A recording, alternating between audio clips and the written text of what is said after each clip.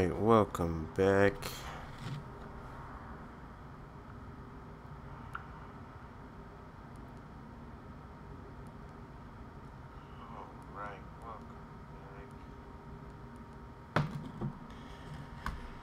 Getting everything set up.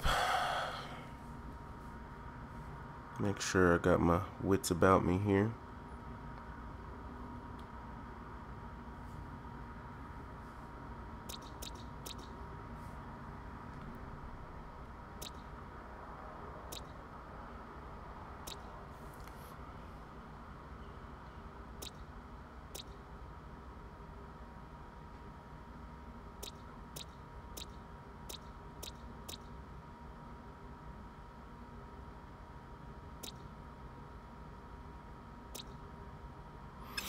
All right.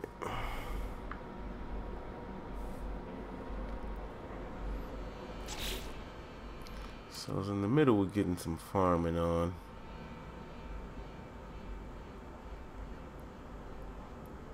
Trying to get my units right in order to get prepared for the update. That's one of the things that I'm doing.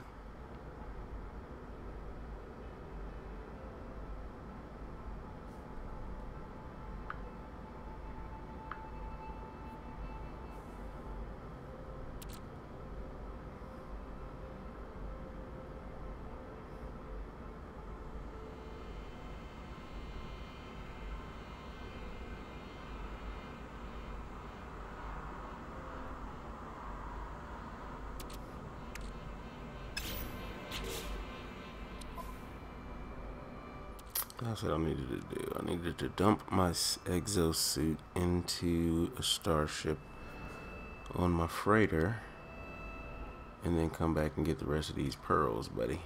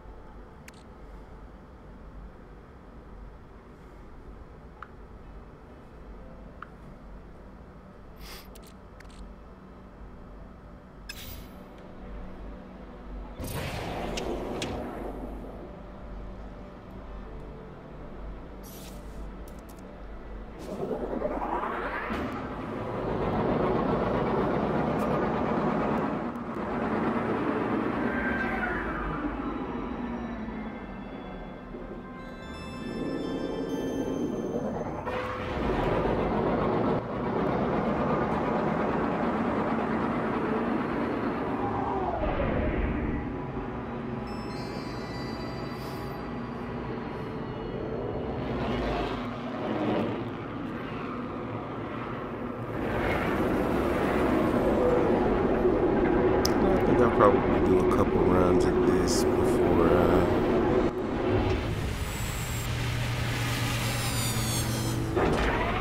radiation protection stabilizing. I think I'll do a couple runs of this before I move on and find a Corvax. Kind of find a Corvax system. Oh crap! Oh crap! There we go. And then work on maxing those words out, which I'm pretty close to.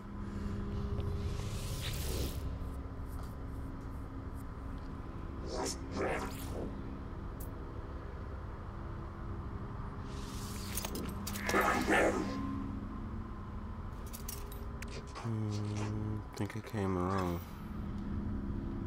wrong way there. Wrong way there, boss. I'm so used to preparing for the update with resources that I went to the wrong thing. How we...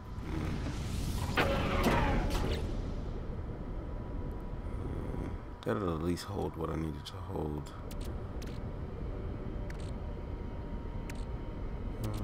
You. All this.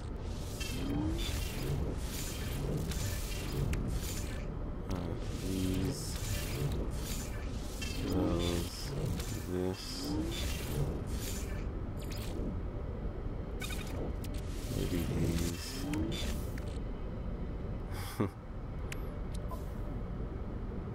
Yeah, and then I'll take down a new starship and finish.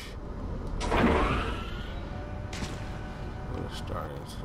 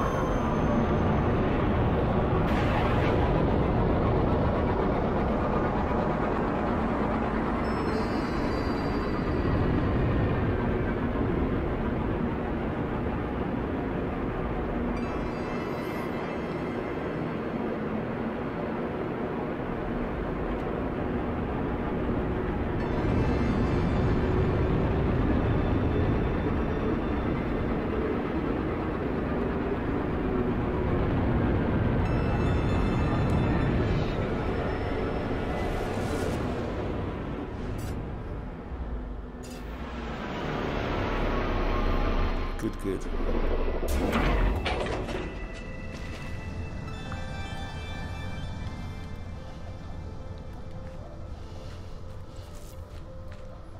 Oh no. Way too slow. Everything started to respawn from the first run. Radiation protection stabilizing.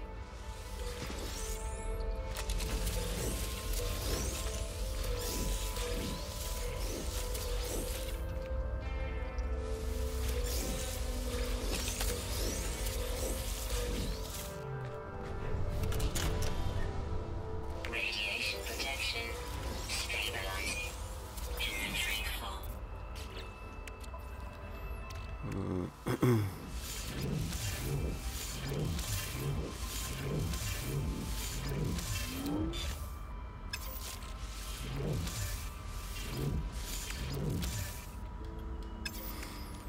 Probably swing by the freighter farm. Tyler Thunder, hey, what's up, bro? Appreciate you stopping in. I'm just doing some personal preparations for the update. The update's coming in a few short weeks, so I decided I need to get back on my hustle and get a few things straightened out prior to the update. I wanted to, as you can see, I've already been to 1 billion units before. And that's when I was just working off of my own base. And so I worked myself up. I got to the Billionaires Club. So I worked myself up there. And I'm going to do a little bit of farming to get myself back up to 1 billion. Do it all over again.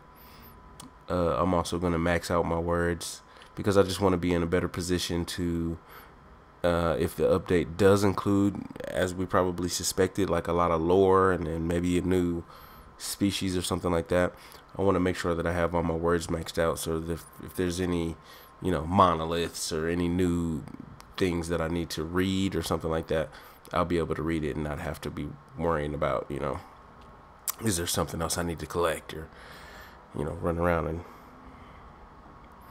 circles trying to figure out what something says. Did you hear the 5 buildings found in the files after the Pathfinder update? One of the buildings is a harvester. Maybe they'll expand farming. Yeah, I did hear about those files. That was the one that came out that had all of the shucks. It was a lot of sound files that came out with that one. That's where we heard about all the missiles and, you know, all the stuff in space and as freighter warp. You know, that's when we heard all of those. But the harvester, that would be cool. Some way to expand farming. That would be cool. I'd take it. I'd take a little harvester. But I don't know. I just kind of keep my, personally, I kind of keep my own farm. I have a little pearl farm on my freighter. And I kind of keep it like that, you know. I kind of let the rest of the people in the community that surrounds me, I just kind of let them do I kind of let them do the work. Like this here, you know, this isn't mine. You know, I'm visiting a base from someone that's from someone that has, you know, a pearl farm and a pearl system that's 100 plus. So it just makes it easy for me to come and pick theirs up and just kind of, you know, take it up to the space station, go pick mine off of the farm on my freighter, and then take them to the space station. And then by the time I get back down here, there's usually something to pick. So it's kind of like a non-stop money making thing. I can get to 1 billion units probably 2 or 3 times as fast as I did before. And last time it took me a couple weeks. But you said you're excited for the update. Yeah, me too, man. I am so excited. That's why I'm doing stuff like this. Like if you look at my freighter, I'm doing everything I can to prepare for the update, man. You know, but the majority of what I have going on right here is just whenever I pick up a new starship, you know, and you want to add a starship to your freighter, and I've got 6 now, so whenever you add a starship to the freighter, you know, if you really like it and it's an S-class and you plan on keeping it, you know, you want to upgrade the warp and or the warp drives, and you want to upgrade, you know, all the weapon systems and stuff like that. So this is kind of like my go-to for, you know, whenever I get a new starship that I like, I don't have to go hunt for resources. I can just kind of, you know, jump right in here, pull out what I need, and have a new S-class ready to go as soon as I decide that I want to keep it. So that's what all this is. Got all my iridium. You know, you definitely need iridium. You need a lot of emerald. You need a lot of aluminum and a lot of gold. So I always make sure I have that stuff on deck, just in case I find a starship that I really, really, really am liking.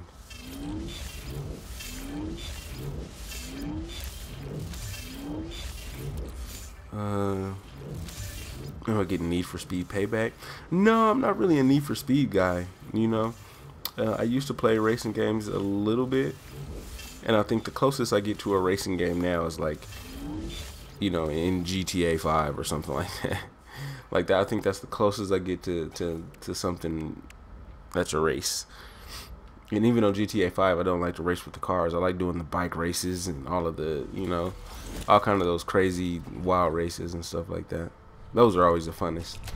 Well, the funnest to me anyway. Radiation protection stabilizing.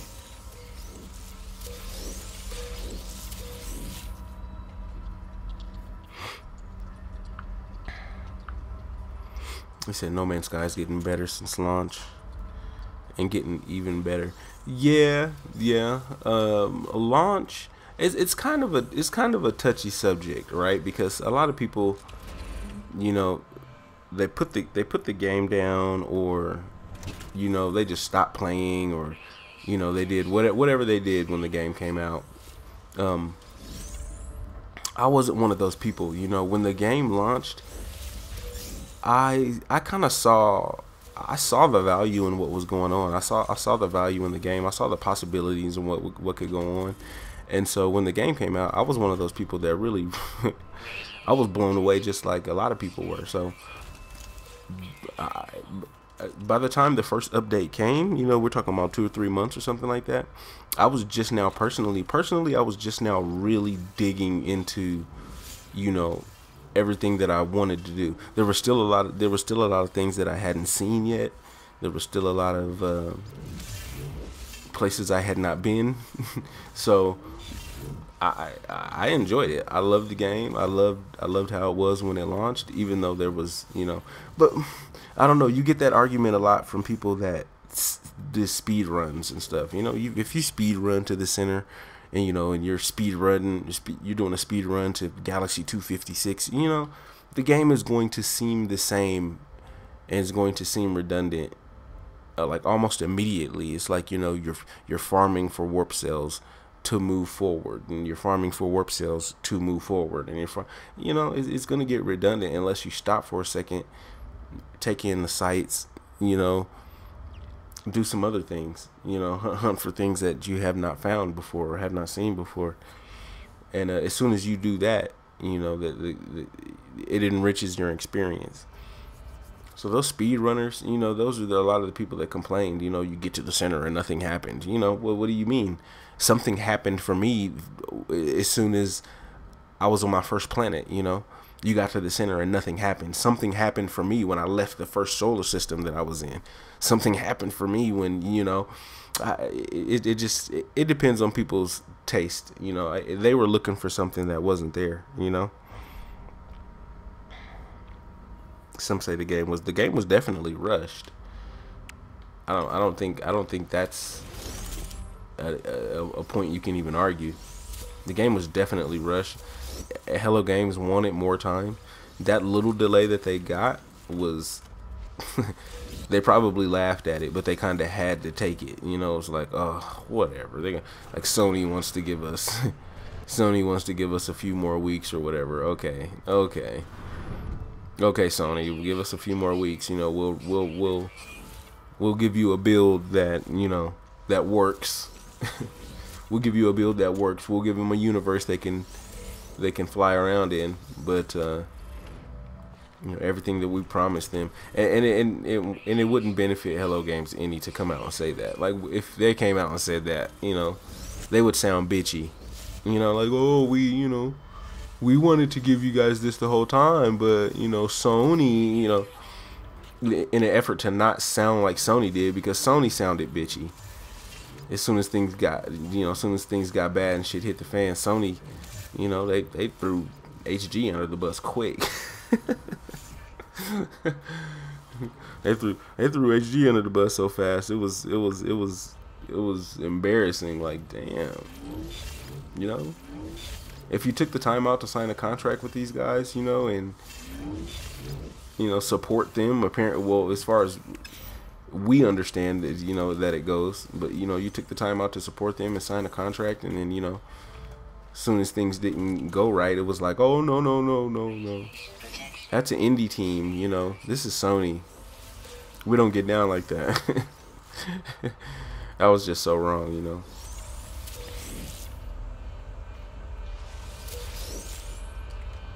Yeah, and I think that's what I was just saying too. They wanted to delay it longer. Like, if it was up to Hello Games, I think, shucks, we got it in August. I think if it was really up to Hello Games, they might have wanted to wait until, I think, the holiday season. So August, you know, maybe another 3 months or 4 months or something like that. And if they didn't do holiday season, they would have been like, oh, early 2017, you know? It would have been something like that. And we would have gotten a really good initial, you know, we got a really good initial experience. But I don't know. It's kind of been interesting. Now that you look back, now that we look back at it,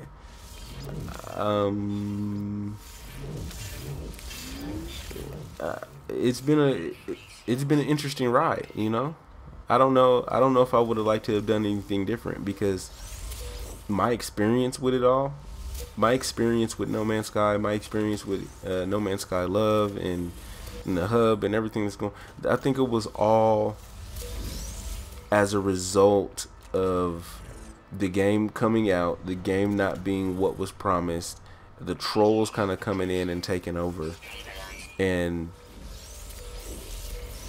me being pointed in the direction of No Man's Sky Love as a result of me personally kind of raging at trolls.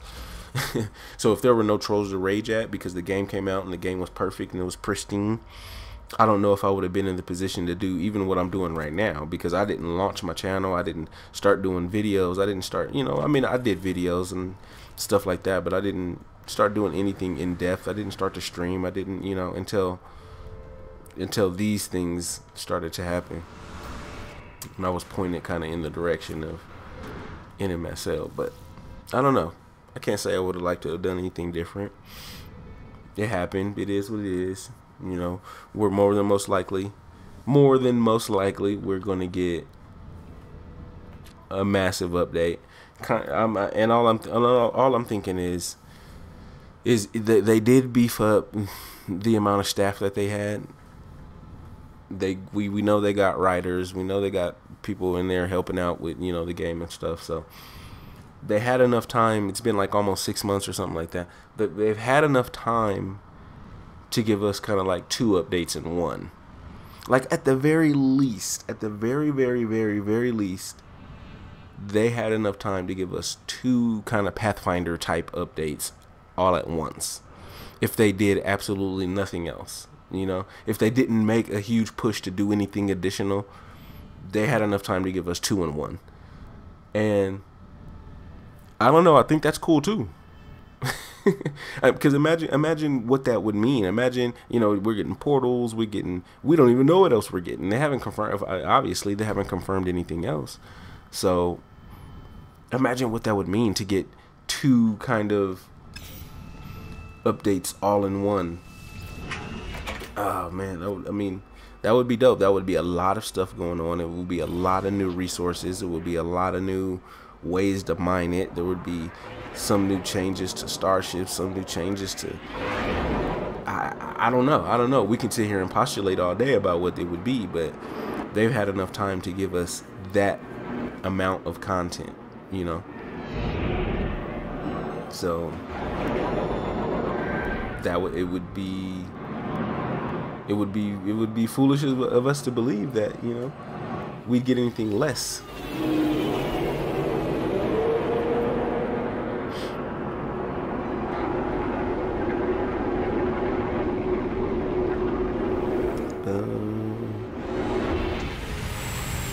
How many more free updates do you think we will get? HG said there will be many free updates coming, so that's great news. I was actually thinking about this the other day. Like how long? I mean, I don't know. The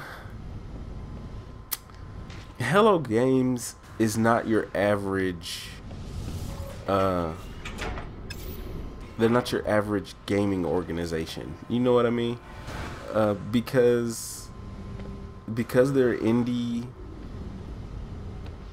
they have this budget type of deal where, you know, a little bit of money goes a long way, you know. And when they made, and the estimates, I know you've probably heard the estimates before, but you know, when No Man's Sky launched, initially when No Man's Sky launched, they made somewhere in the area of $70 million take home pay. They made somewhere in the area of $70 million, and oh, so much in there. And that was enough to pay the entire, like, what was it, 12 to 15 man staff or something like that. That was enough to pay, you know, that whole 12 to 15 man staff for an entire year, for a decade or something like that, you know. Like, that was enough money to take care of everybody that initially was working on Hello Games for a very long time. And then not only that, it was enough money to put cash back into the game. There was enough to, I don't have any more starships with good capacity. And that's what I'm running around doing, like, geez, this is the best I could do, I guess, huh?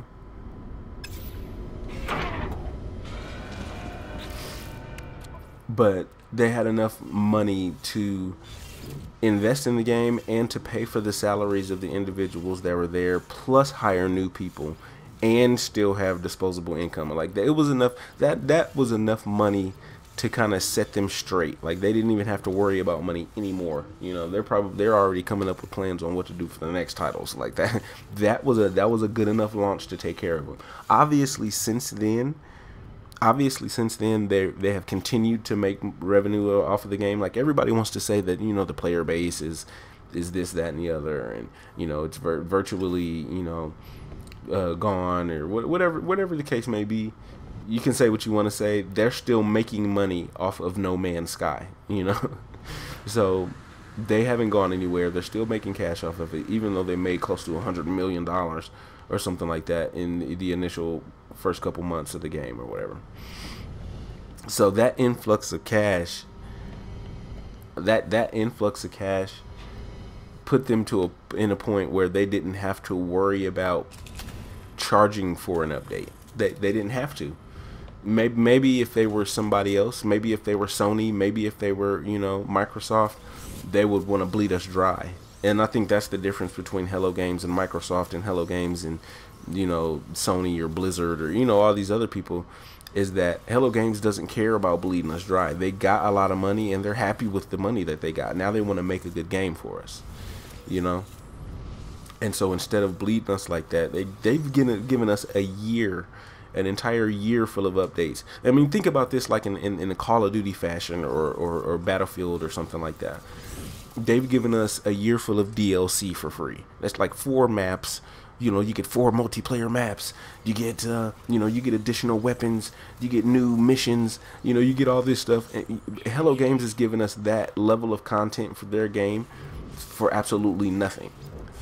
And that's only possible because it's Hello Games. You know what I mean? It has nothing to do with them being sorry. It has nothing to do with them, you know, getting to a point where, you know, they need to apologize or, you know, because of how the game launched. It's not about that. It's Hello Games. It was a small company. They've got money. They're rich. They don't need to charge us for it. You know, and they're not going to. So anyway, just to get to exactly what you mean. How long is it going to be before they continue to do this? I think they can do it for No Man's Sky for the entire life cycle. They can do it for the entire life cycle. You know, when we talk about making money, you can make money off of a video game, you know, like No Man's Sky or like, you know, any other title without charging for DLC. There's ways to make money off of a game without charging your customers for DLC. There is. You can look it up. You can do whatever you want. So, I mean, it just is what it is. The kind of microtransactions and everything that people have been doing, yeah, that's a multi-billion-dollar industry. But that's just kind of a newfound way to bleed everybody dry. But there's other ways to make money off of a title, you know. And I think they can get away with it for the entire life cycle. I really do. And I think they might do it too. I think they really might do it and probably give us a couple more updates, you know. Usually 1 year is kind of like where developers stop providing updates and move on to something else. 1 year is kind of where it is. Maybe 2 years, you know, in the case of like Destiny and, you know, some of the Halos and stuff like that. They'll give you one that's 2 years or something like that. But I don't know. I think they might give us the entire life cycle. And that would be dope. That would be dope.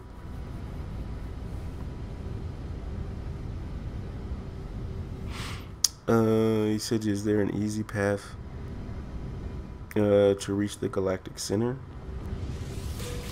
The easiest path to reach the galactic center, there's two ways to do this, and it depends on what platform you're using, right? So if you're on PS4, really there's only one easiest way to do it, you know. If you're on PS4, you need to kind of do the whole black hole roulette type of deal, where you kind of point your, you know, you get all your max warp drives, you got all your warp drives, you got them synergized so they're all, you know, touching each other and everything like that. You got everything set up right, and this is PS4, so you just point towards the bright light in the center, jump as far as your warp drives will let you do it. And it would be best if you had an S-Class with everything synergized and everything, you know, so you can jump the max distance towards the center, find a black hole that's right around your max distance, warp there, go into the black hole, let the black hole take you a further distance, and then just, you know, wash, rinse, and repeat. It's still going to take you a while to get there, but that's PS4. That's just what you can do. For PC, you have a much better option. For PC, if you've heard about the program that's No Man's Sky Connect, if you haven't heard about it and you're a PC player, you're doing yourself a disservice. Because No Man's Sky Connect for PC is like a must-have. But you download that program. The guy that created it, he's a genius. But to get to center, all you gotta do is open up No Man's Sky Connect, plug in the coordinates that you want to travel to, and you can warp there. The application allows you to warp to that location. So once you connect your Steam ID or whatever to the app, and you punch in the coordinates, you can punch in, you know, what the coordinates are for the center and warp straight there. Like no games, no here and there and everywhere. Just download No Man's Sky Connect, and you'll be good to go. So.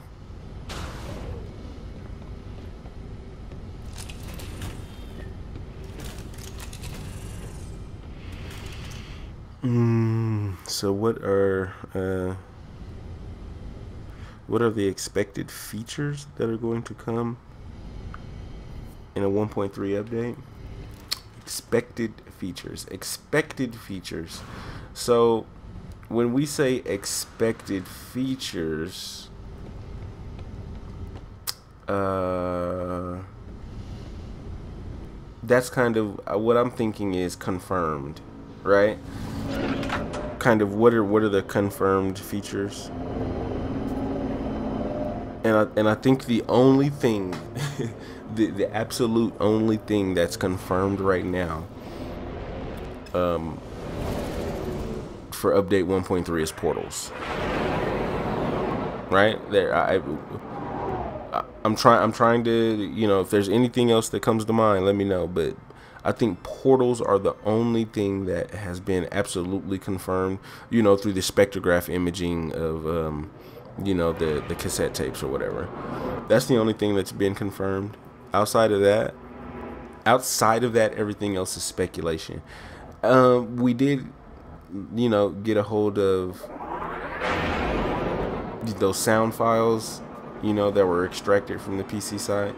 So the sound files kind of tell us that there's going to be, which is not confirmed, and I don't want to say it's speculation because, you know, it's kind of like that gray area in the middle of being confirmed is speculation.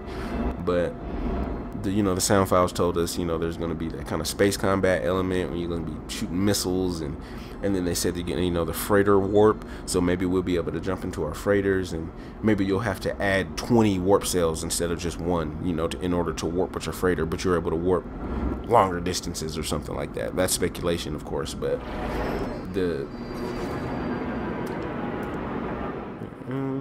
oh, and I don't have any iron. Did I just do that? I warped that far away. I took the wrong spaceship on the way to the space station. But that's kind of semi confirmed. You know, warping with your freighter, and then I have to dump something, which is so sad.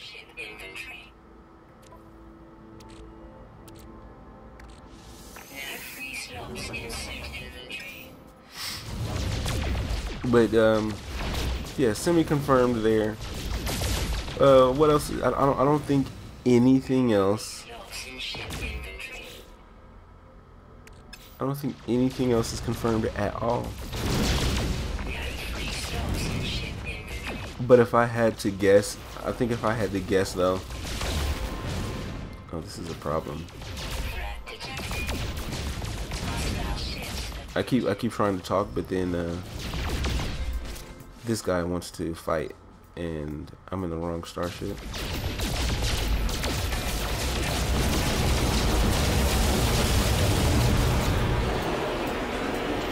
How many ships is that? Oh, this is a problem. I'm gonna die. I'm gonna die. They're jumping me.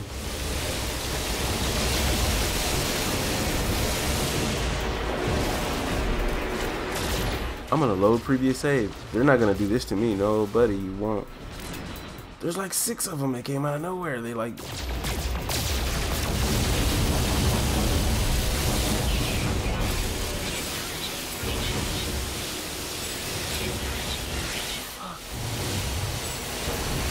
Look at this. This is embarrassing.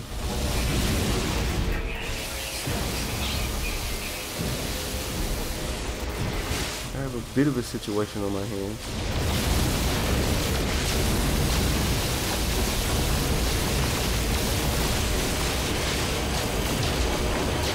Give me 1 second to get my life right here.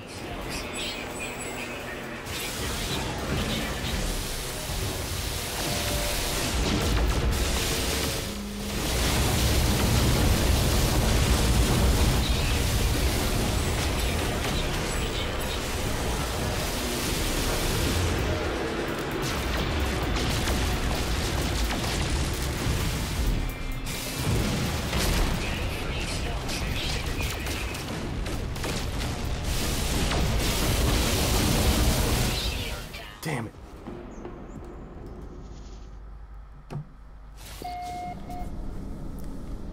Death by laser. I don't have time for this.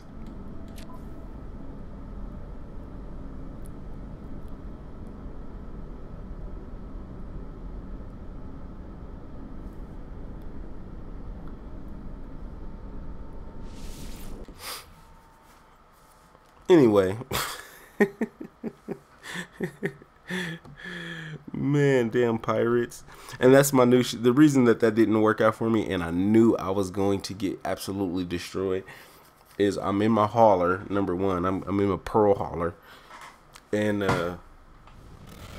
I'm flying to, what did I do? That means I gotta go back upstairs and get the rest of that crap, huh? Boo. But I was in my pearl hauler, and it's a new starship, so there's absolutely no tech on it. There's no, I don't have warp tech. I don't have anything but the base pulse cannon and the base, pulse beam, or, whatever. So I took out 3 of them. I took out about 3 of them, but it didn't go well.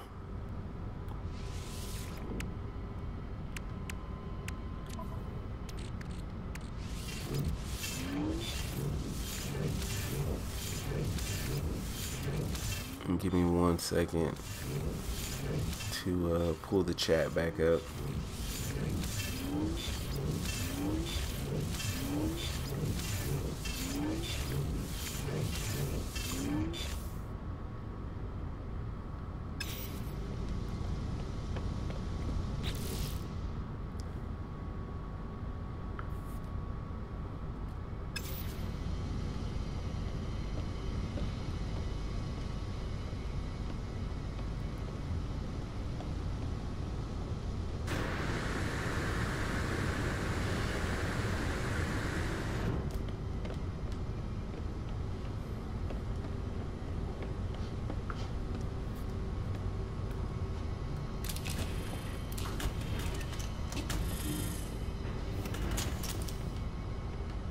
This time I'm gonna do things just a tad different there.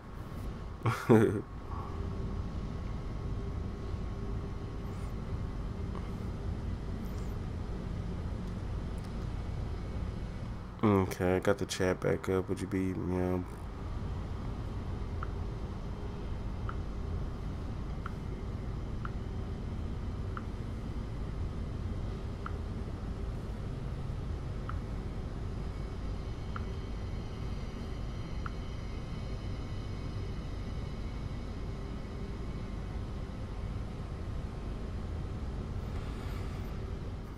host be good, great upgrade for the best, yeah.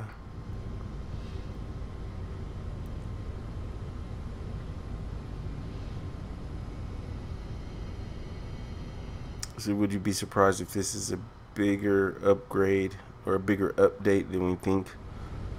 Yeah, I wouldn't be surprised if it was. I wouldn't be surprised if it was enormous. Let's say that. I would, however, be surprised. Like, let's on the flip side of that, I would be really surprised if we get another update and it's like a Pathfinder. It's just like one update. It's just one, little thing. It's like not, because they have enough time. Like I said before, they have enough time to give us 2 of those. At the very least, they have enough time to give us 2 of those. So, if we get like 1, I'd be like, what were they doing? Like, how were they spending their time? If we could only get like 1 update. And they're like, oh, Pathfinder 2.0. Now you can, Now you have a submarine. I'll be like, dude, what? So that's where the surprise would come in. Actually that would be the first time I actually would get upset at Hello Games. They give us like submarines and they don't give us anything else. They're like, yeah, you know, that's your update. What the hell?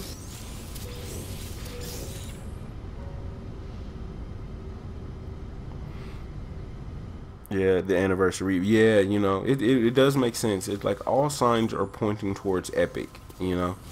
All signs are pointing towards Epic.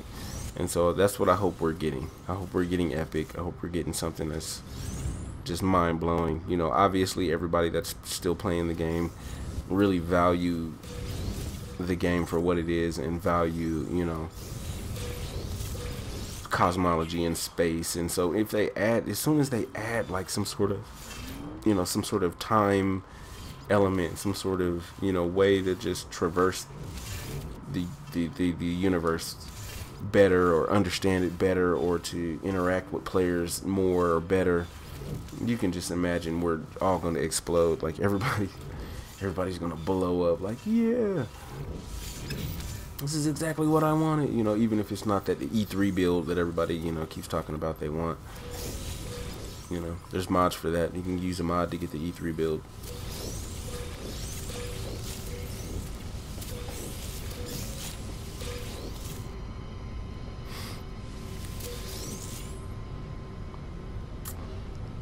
You know, I was thinking about that, you know, doing a kind of like an overview of the update. And I think I might do that. I think I might go ahead and do that. That's kind of like not my flavor. You know, I just like to play the game. I, you know, have some fun, you know, post vids of my discoveries and, you know, all that stuff, you know. And I usually don't get into discussions or anything like that until I'm on a stream and I can just kind of talk freely about it, you know. And then I can kind of pull, you know, if there's something, you know, substantive, I can pull it from the stream and just kind of upload it separately. But I think this time, I think I might actually, you know, take the time to sit down and, you know, do an overview of the update. Yeah, that's true. That's definitely true. You can't you can't get the E3 build on PS4, so we definitely need some sort of update to get us there. Okay, so this time, instead of just jumping in my hauler,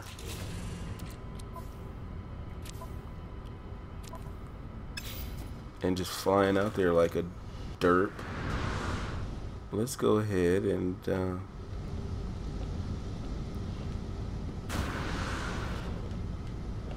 let's get into that pre-update ship. Yeah, let's see you shoot down my pre-update ship. Yeah, it's a C class. But let me see you shoot this one down, buddy.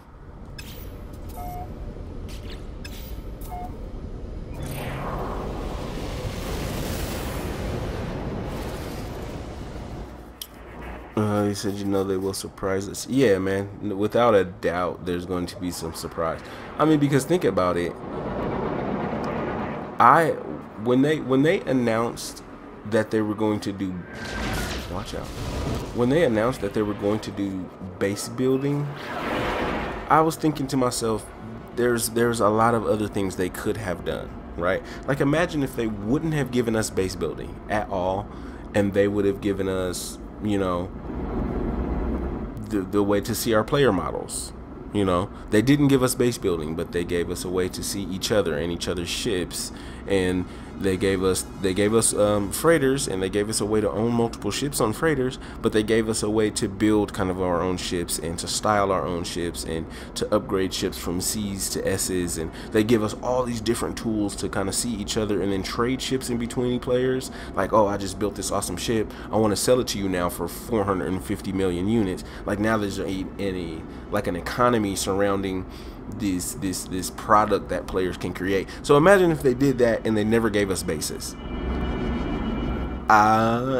You know what I mean? So I was surprised that they gave us base building when there's other things they could have done. You know, I think that's the only point that I'm making. So I was surprised when they gave us base building. I was surprised when we had these exocrafts and all this stuff. I was surprised, you know, when they kept putting, you know, the new resources in. So I guess, you know, it depends on who you are. I was definitely surprised every time they gave us something now. I was like, whoa, you know, there's another way they could have been going with this, but they decided to, you know, they decided to go this route with it or that route with it. But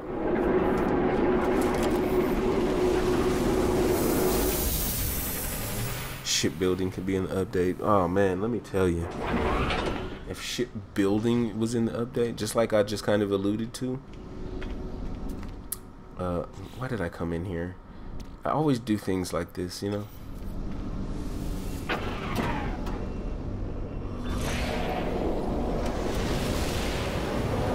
But yeah, shipbuilding, that would be sweet. And just like I said, you could come in, build a starship, you know, craft it up with all the nice good stuff, nice weaponry, and unlike the current economy where you either have to find a crash ship or you have to buy this ship from a trading post or a space station or your own freighter or something like that, and when you get them, they're never like decked out. You know, they might have 2 of the warp, you know, drives in there.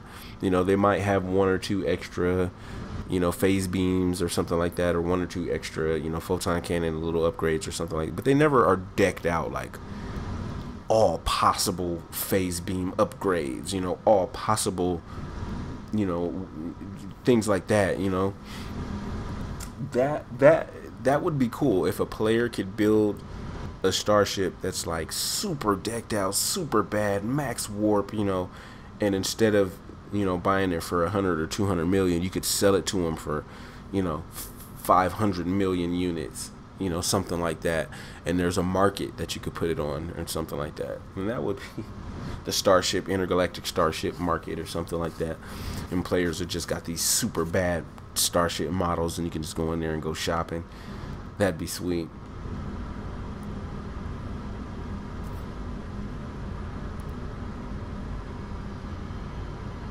Yeah, that third-person view for starships is gonna be so. Think about how dope that's gonna be, man. Like, I have a video. I have a video of what it actually looks like, third person right now, because and the only way that I was able to find out that this happened, was because I was flying in to a star system or a planet. I was flying into a planet and the sun was behind me, and so as I came in to land, the shadow from my own starship was cast kind of against the rocks and the mountain that was in front of me. And so I got to look at what the starship model looks like when you're inside of the spaceship, instead of going into photo mode. You know, when you go into photo mode, it builds your character out, or it builds the model out. But that shadow gave me a look at what the model looks like when you're inside of the starship. And so I'm going to share that. I'm going to get it uploaded and share it. But pretty much all it was the cockpit. It was just around, you know, like the just what I'm looking at right now, this little cage. It was just a round cage in the cockpit. And then as soon as you exited the starship, as soon as you hit square and left the starship, it built out, you know, the rest of the model for you. And you could see it in the shadow in front of me. It was so cool. So I'm gonna upload that because it was pretty funny.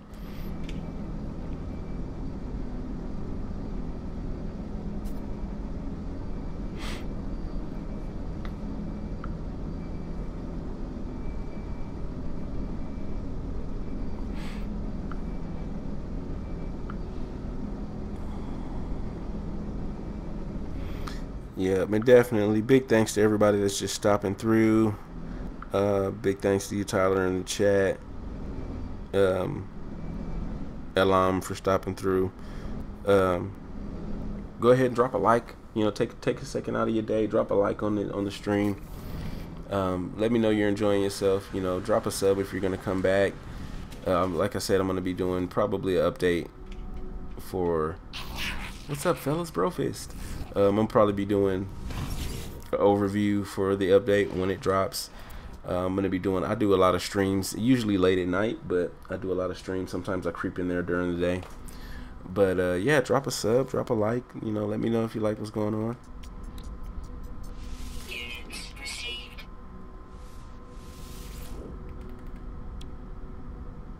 Units received.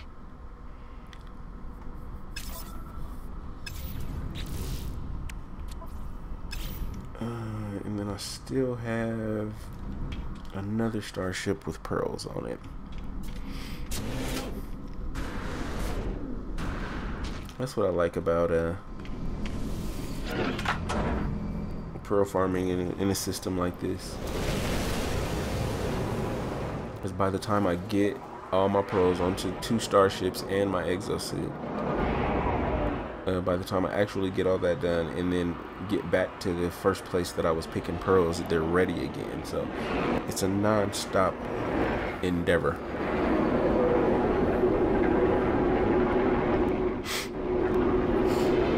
So you hope they add submarines in the next update and add more stuff to the water. Yeah, you know, I always thought, in actual, I mean, you know, I always thought that the water itself, like as far as the render, the water itself could use kind of an update, you know, to make the water move, to make it splash maybe against the coast, you know, to make a beach look like maybe a beach, you know, these types of things, you know. But I always felt like underwater was good. I always thought that they made the underwater world look really good. They had a lot of diversity in the type of plants and unique type of plants and unique type of rocks and stuff that you see only underwater. And they had the underwater cave systems, and you know, they could add more animal species to the water, which would be cool. But I think that's it. Like they did pretty good as far as what you see down there when you go there. But everything else is gonna need a little help, you know, the render of the water, how you move around in the water. So if they want to do submarines, or if they want to do something else like that helps you get around. And I know Exocraft can travel underwater. You can get down there and you can travel underwater just fine. But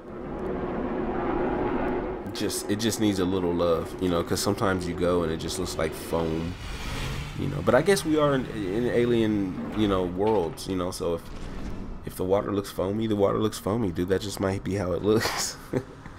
but on Paradise Worlds, when it looks, you know, the temperature's right and the skies are right, you know, you should be seeing some nice gentle waves. And it has moons. You should be seeing some nice gentle waves and stuff like that. So I'd like to see the water move. I'd like to see waves. I'd like to see dynamic oceans and dynamic lakes and rivers and stuff like that. That would be cool.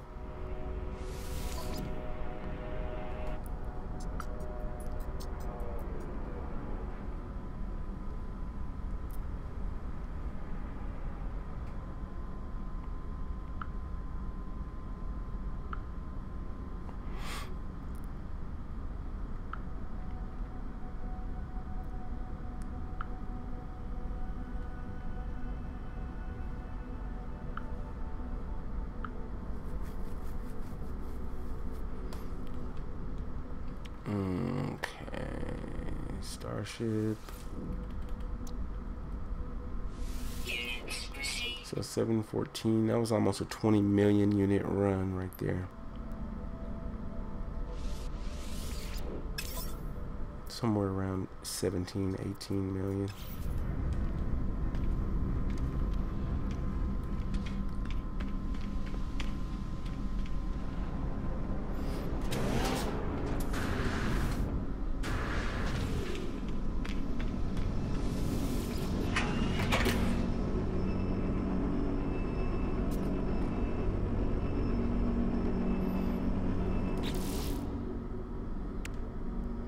Alright, do I want to do it again, or do I want to just move on really quick and I can come back to it?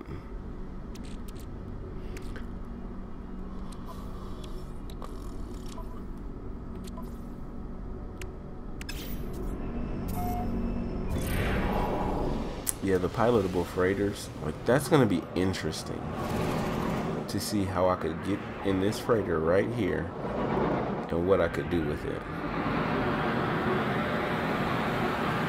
Fly it around the solar system, you know, warp around, warp further, you know, or will it be, you know, restrictions? You can only warp, you know, 500 light years or 1,000 light years or something like that. Either way, it would be cool.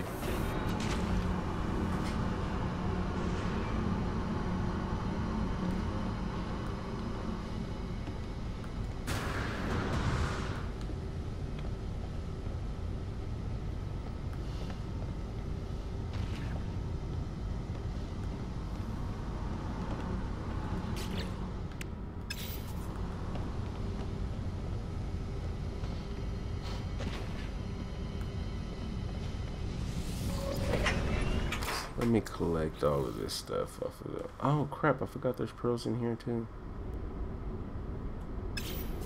Okay, let's go sell these as well. So that's definitely a 20 million run then.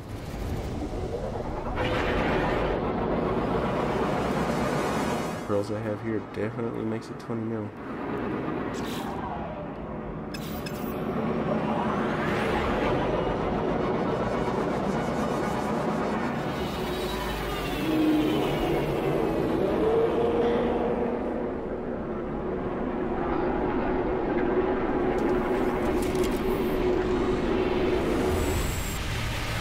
So there are so many things they could do with this game. The possibilities are endless.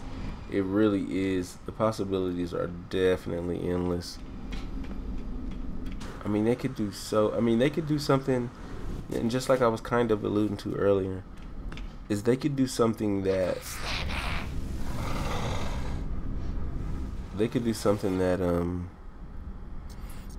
is totally contradictory to what we think they're going to do. We think, you know, they kind of, at this point, they kind of have to give us portals, right? You were like, you don't say portals and not give us portals. But as far as anything else, like they could have pointed towards the direction, like we're gonna do it, and then they could give us something totally ass backwards, and we would be happy, you know, as long as they executed it well. We'd be happy, you know. So it's my hopes that they... Let's do one more pearl run, and then I'll move on. Gotta get ready for 1.3, man. I need to have 1 billion units. Again, I need to have 1 billion units and be ready for 1.3.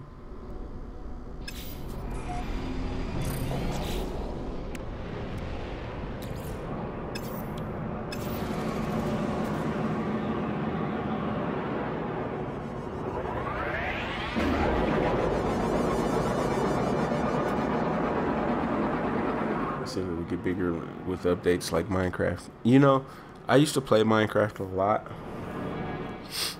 but I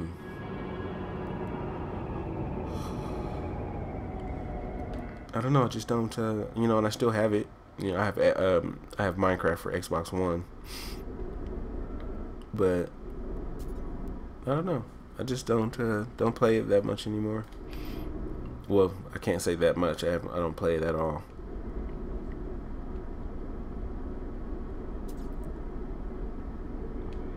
Is that planet hiding back there?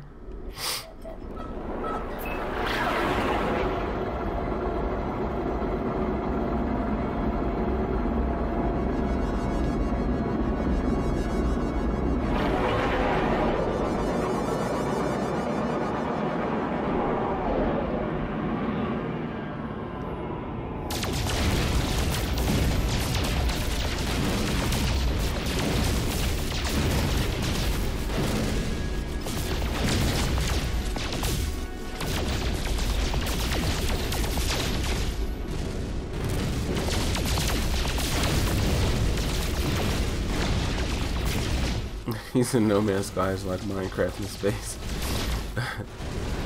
No Man's Sky is like Minecraft in space with 1,000 times better graphics. that whole single block, you know, pixelation thing that Minecraft has going on. It works for them. It works. But, oh my gosh! Imagine if No Man's Sky looked like that, you know.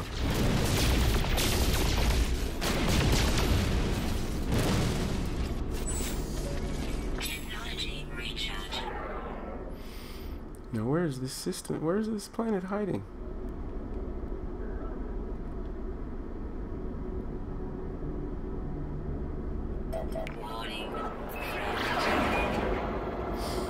There we go. Yeah, I see the pirates don't want to mess with me now.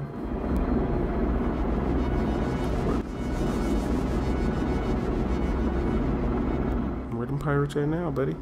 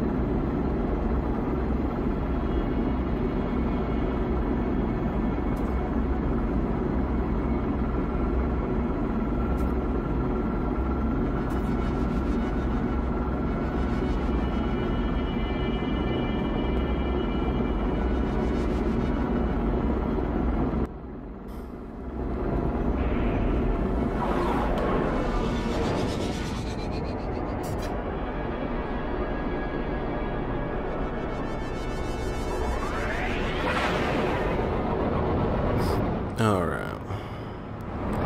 Let's see, have I played Stardew Valley? I have never played Stardew Valley.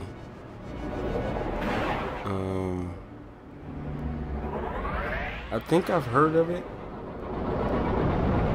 but no, I never had the honor of playing it before. I'm not exactly sure what it is.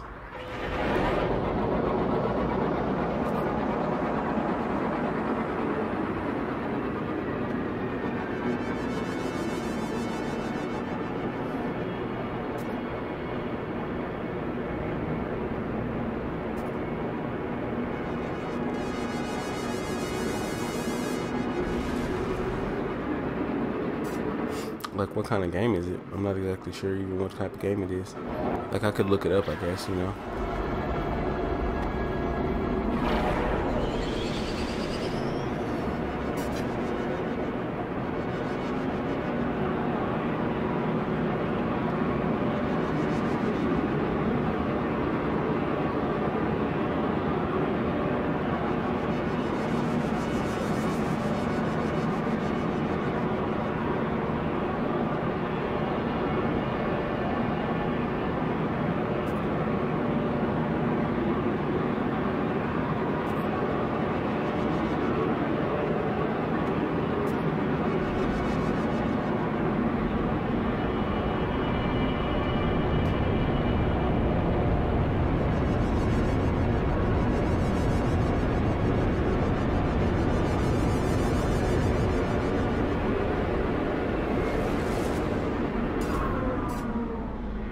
I wanted to land as close as I could.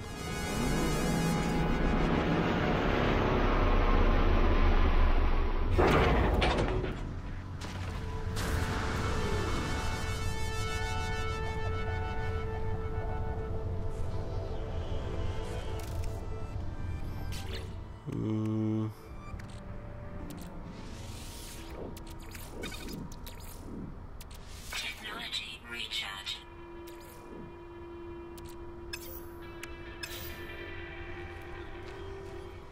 All right, let's get to work. Let's get to work.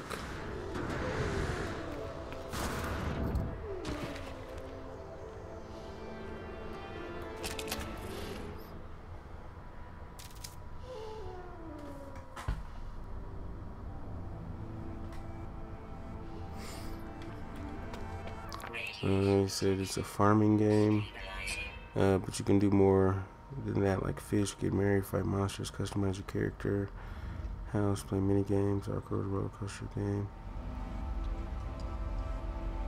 Hidden casino, play poker slots. Damn, that's a lot going on. I should check it out. I'm gonna check it out, but that's a lot going on in one game.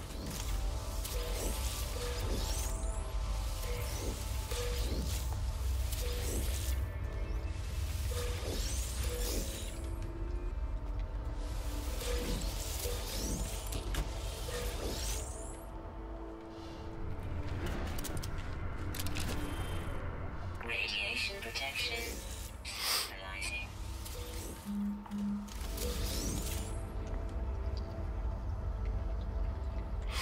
You saying it's made by one guy in 2D? Oh, okay. Dude's got to be talented, man. I'm telling you, it's crazy to be able to do that, create something like that, and then to be one person. I mean, think about the revenue. Think about the revenue that he's made off of it, and he just, you know, he doesn't have to pay anybody. Stabilizing. Inventory full.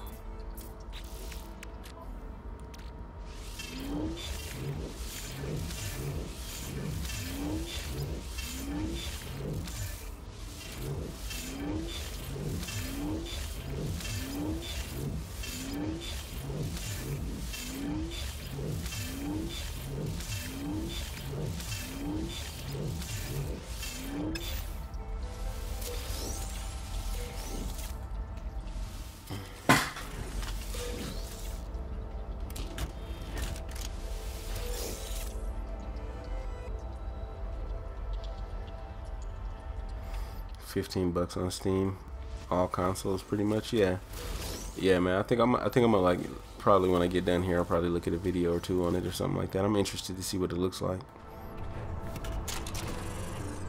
Radiation protection. I have absolutely no time for any new addictions, I'll tell you that. I got a lot of stuff going on.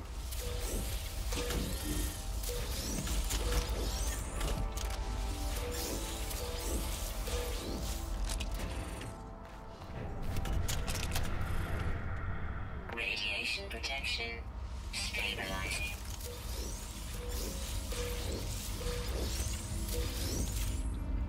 Inventory full.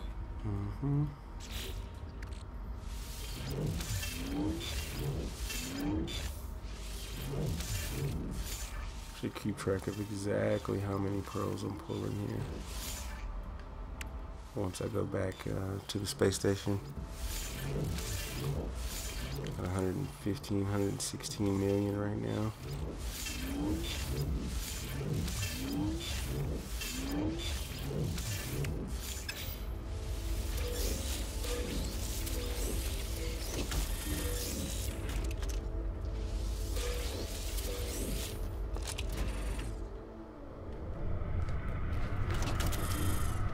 Radiation protection.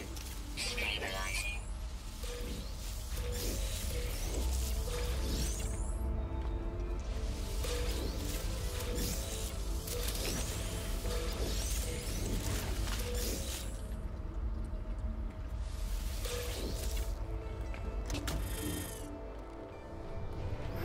I tell you, this is the most exciting part of No Man's Sky right here.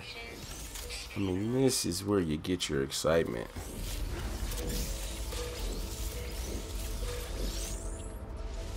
And I kid and I joke, but once you have a lot of units, once you don't have units to worry about, the game takes on a different form for you, you know. There's no starship that you see you cannot buy, you know. There's no freighter that you see you cannot buy. And it takes a little bit of dedication on your part to get there, you know. But all in all, I'm pushing, you know, I'm kind of pushing about 20 million a run. And so this would really, if I wanted to get back to 1 billion, 5 runs per 100 million. I could probably, if I started to do just absolutely nothing but farming, I could probably get off 10, man. 10 or more runs in a day. And the only reason I say 10 is because I would probably get bored and I'd put the game down and go eat dinner and come back an hour or two later, you know, that type of business. But I can get a good amount. 10 runs per day. It would really only take, you know, less than a week to get back to 1 billion. Which is kind of ideal, you know. So if I can stretch that out, even if I do it half as fast, so if I stretch it out to about 2 weeks, 2.5 weeks, and then slide something else in there, like finishing out my Corvax language and Atlas language, you know, I think I'll be good to go. Radiation protection stabilizing.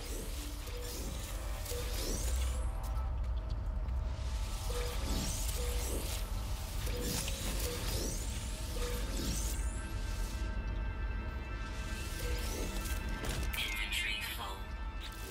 Okay. Gotta go pick up a new ship.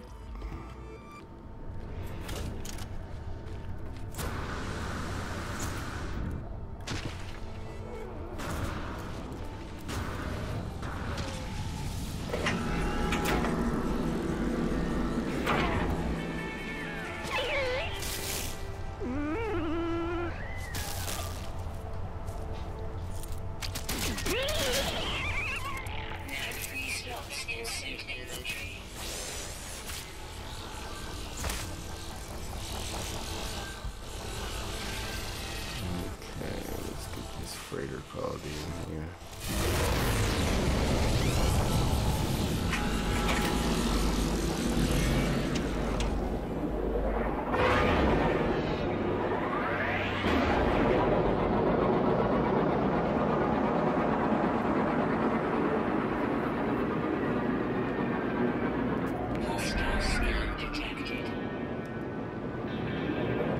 You can mess with this S-class fighter if you want to, buddy.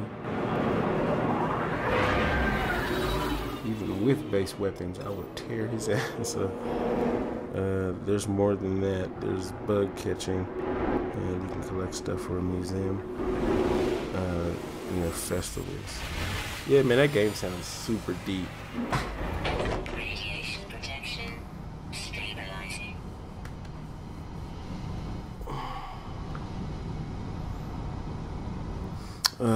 Once again, thank you everybody for stopping through. I know people are just kind of sliding through real quick just to see what's going on. But I do appreciate it. Go ahead and drop a like on the stream if you would. Take a quick second to do that. Even if you're just passing through, support the little guy, support the new guy. Drop a like on it. If you want to come back, if you like what you see, man, drop a sub. I appreciate every single one of you. And I will continue to provide No Man's Sky content for you.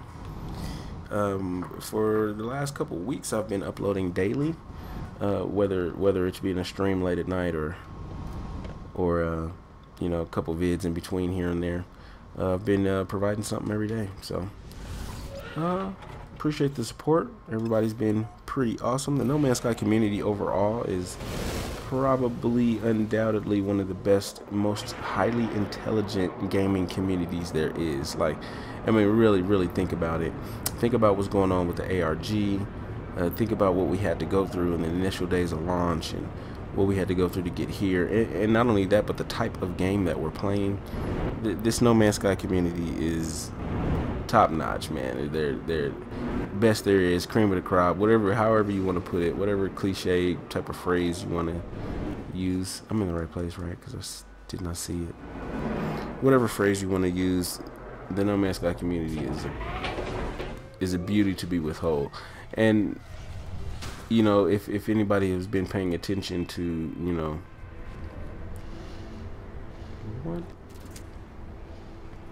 what in Sam Hill? But anybody that's been paying attention to what's been going on with the reaction tea time and the reaction, you know, reaction faction and all that, you know, it got ugly. You know, I'll say it. I'll go ahead and say it. It did get ugly. I didn't put the pearls in there, did I? No, I did not. it got ugly, you know, because there's, you know, still people out there that, you know, this is planet Earth and we're still humans. There's still people out there that, you know, can get ugly about stuff, but, you know, nonetheless, you know, the entire reaction tea time thing and the entire, you know, ordeal that surrounds it, and you know what we've been doing in that RF Hunt group, just kind of tracking him and all of that stuff. You know, the community really did come together. The community, as always, you know, came together to either prove or disprove, you know, the validity of, you know, if he was a, you know, NPC in this ARG, kind of like Emily is. So, you know, there were new happenings, new involvements that went on today, and the last couple of days, as far as reaction tea time finally reaching out and emailing Colt and you know, getting with him and just trying to letting him know that what was going on, you know. And Colt, you know, Colt's a great guy. Colt's, you know, another one of those No Man's Sky community, you know, guys that are just really smart, really intelligent. And what he was doing to track tea time, you know, was epic in itself. And you know, for him to get the backlash, or, you know, however you want to put it, the hate, the backlash, for him to get that was unwarranted, you know. So, you know, it's all good. You know, we you know, if anybody had a chance to look at Cobra's stream, his live stream earlier today, or yesterday at this point, I guess, where he was talking about Reaction Faction, and you know, if you had a chance to listen to the stream and listen to what Iceman had to say and Colt, you know, the community is intact. You know, you still have those, you know, you still have those dickweeds like you have in No Man's Sky that always jump out of the ground and hit you when you least expect it, and just kind of, you know, try to make the game not fun for you. It's the dickweeds of No Man's Sky. But, you know, it's all good. You know, we rallied around what Tea Time was doing, to the places that he led us to, you know, the things that he showed us, and it was fun. I don't know what other way to say it. It was fun. We had fun.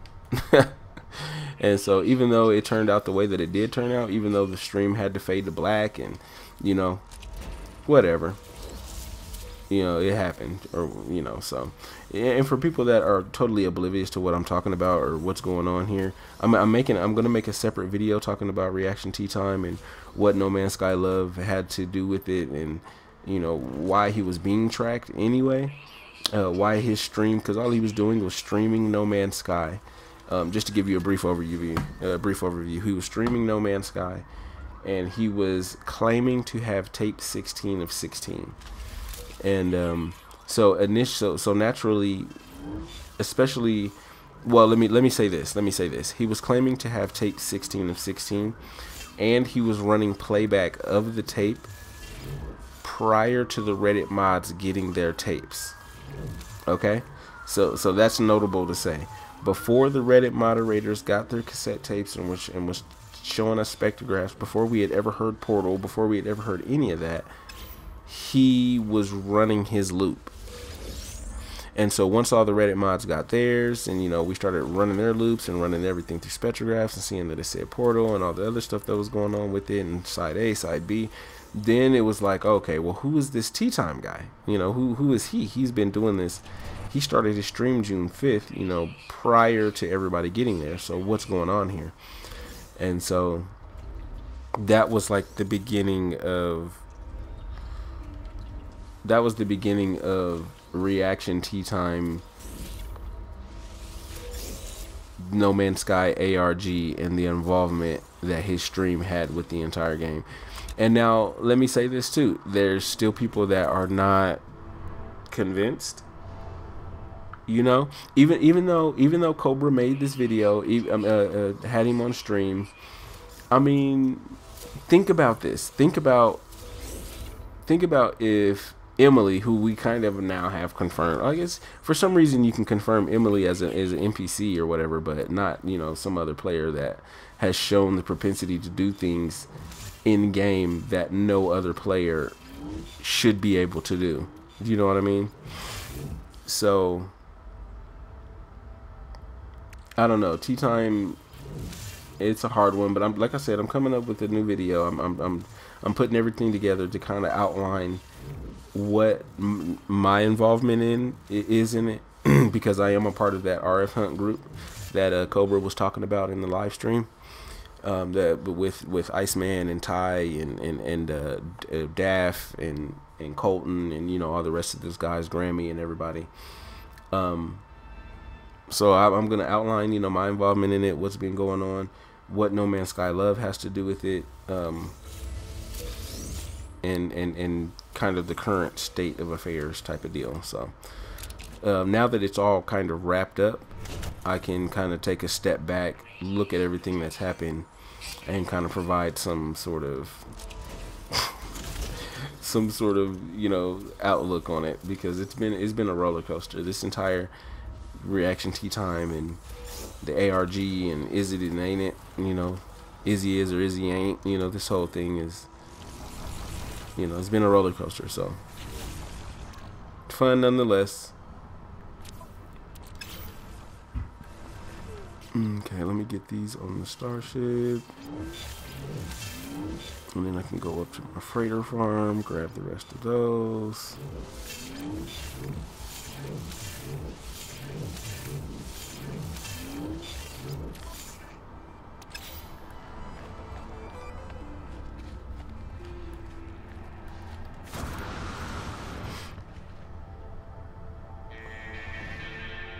So there's also mining and foraging in the game. You can be friends with 30 NPCs. You can join Adventurers Guild to get points. There's a lot you can do. There's also a shooter arcade game in there. Top-down shooter. What the hell, man? Like, how did this guy find the time to do all this? You know, we're talking about one-man studio. Like, how did he find the time to create that type of game?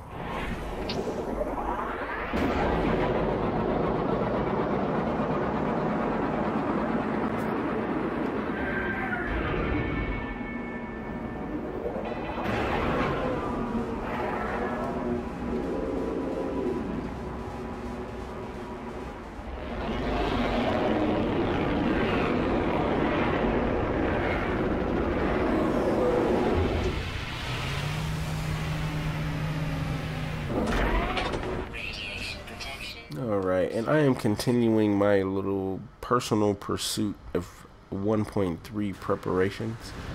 And, where are we at? And what that means for me, it kind of takes the form of a couple different things, right? First, for me, I'm going to get back to the Billionaires Club. If you look at my journey, I've made 1 billion units before. This was sometime like back in the beginning of the year, end of the year. I can't remember. But I made it to the Billionaires Club. This is how I got my 47 slot freighter. Bought my way up to 47 slots because I always felt like maybe, and that was another preparation element for 1.3 for me. I always felt like they were going to come out with new ship models and new starship models and new freighter models or something like that. And I always wanted to not be maxed out because I didn't want to go down from a 48 to a 47 because I like the style of a new freighter or something like that, you know? So I always left that one slot open. I always left that 48 open just in case I saw something I wanted. It would be an upgrade instead of a downgrade. So that I did.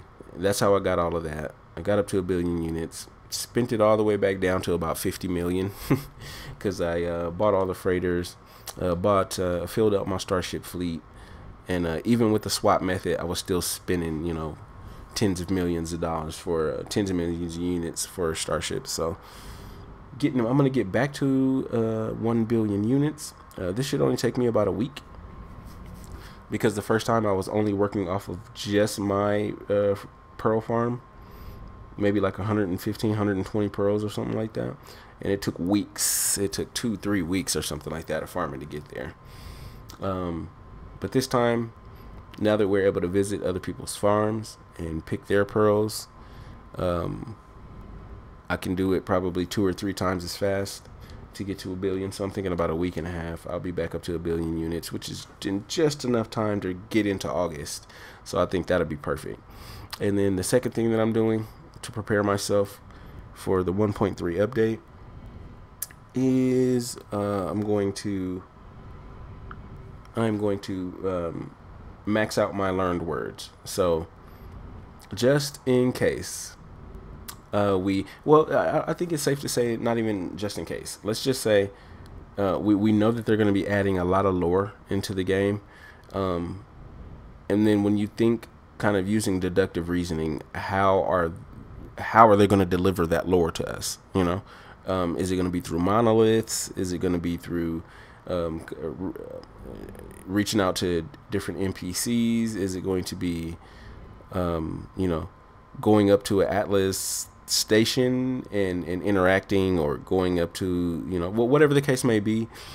All of that depends on, especially if puzzles are involved, all of that depends on how much you can understand from the alien species that are in the game right now. So, you know, if I go up to a Korvax monolith because I need to interact with a certain amount of Korvax monoliths in order to get, you know, a special item that'll unlock the portal for me. You know, this is all speculation, but maybe I need to go to, you know, 10 Korvax monoliths to get this element to open a portal.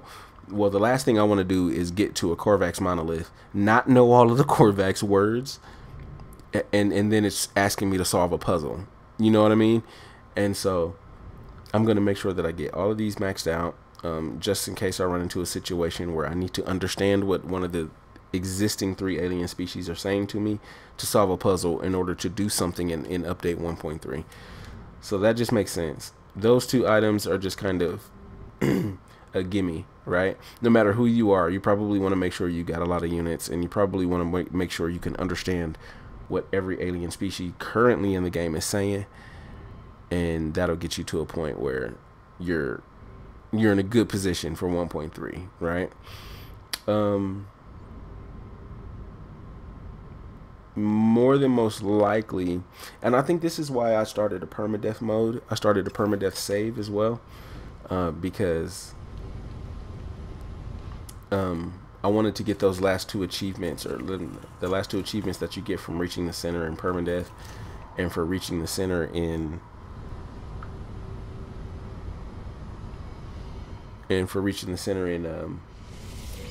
I think, is it creative or survival? So reaching the center in permadeath and survival, those are the last 2 achievements that you get in the game, and so those are the only 2 I don't have. And so I started a permadeath save to pretty much do a speed run to the center, because I'm pretty sure that when they drop the new update, and this is conducive to what they've been doing lately, is when they drop a new update, there's kind of new achievements tied to it, or maybe just one achievement tied to it, because I think the first one had survival and then the second had permadeath, right? So there's only those 2 additional achievements. So maybe when they drop this new one, there might be 1 or 2 achievements that tied to it. But I think that's why I started that permadeath, and because I wanted to be in another position, once again, prepared for 1.3 to come, where I'm maxed out on all my achievements as well. So if something else comes in, I can just start working on that immediately.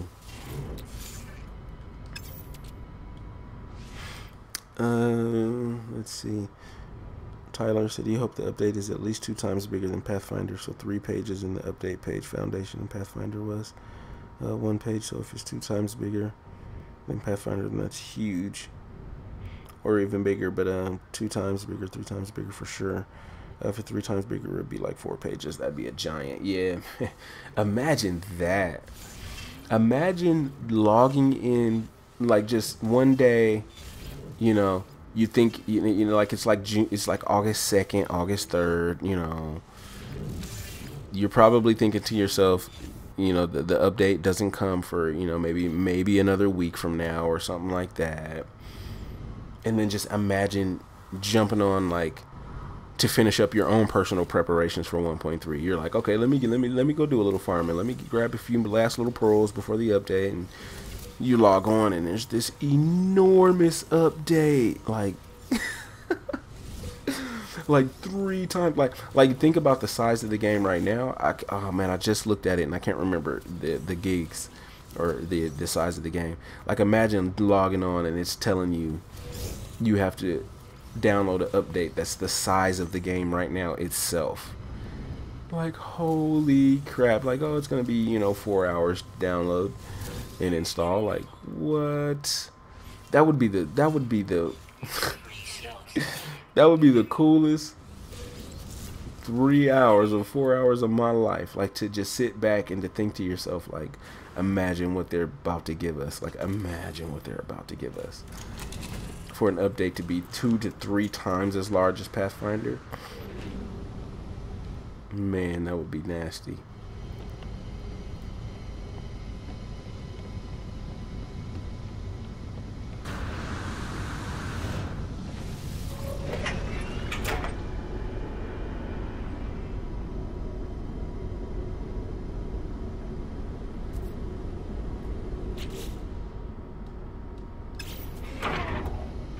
Oh, 1 second. I gotta get something to drink here. I've been running my mouth so much, my mouth is dry.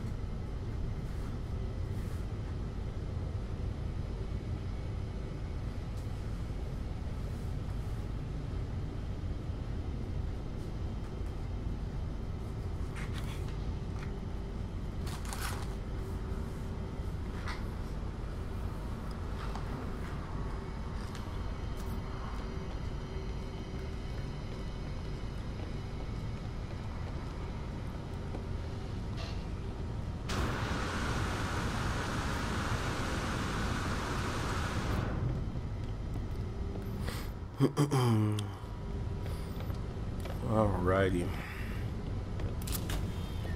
Get these last few pearls here.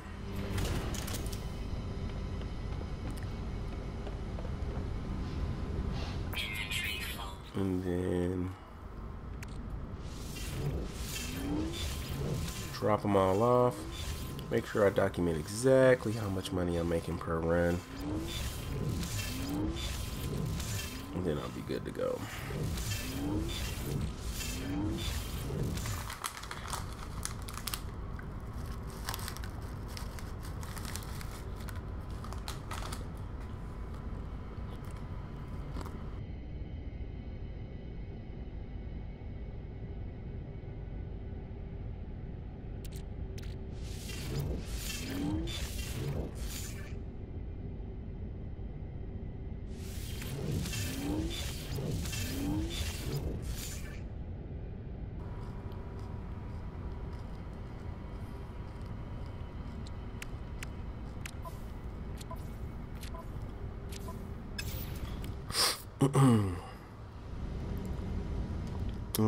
Tyler, I hope update 1.3 lowers the hate for the game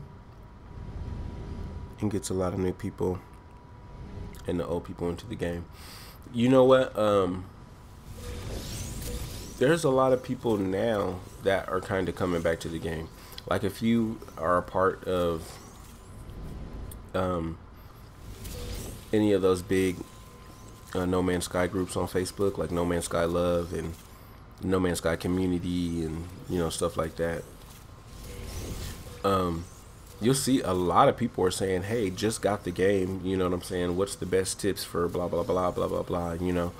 And if you just pay attention to those groups, you see a lot of that now. You see more of that now than you've ever seen before in the game, you know. Oh, I haven't played since, you know, early January, but I'm putting the game back in, and you know, I was waiting for updates, and you know. And I kind of laugh because these are the same people, you know. These are the same people that put the game down and were like, you know, the game sucks, you know, blah blah blah blah, you know. But they didn't sell it. You know, some people sold their game back, some people broke it, some people, you know, gave it away, whatever the case may be. Some people just pretty much just stopped playing it and talk crap about it, you know.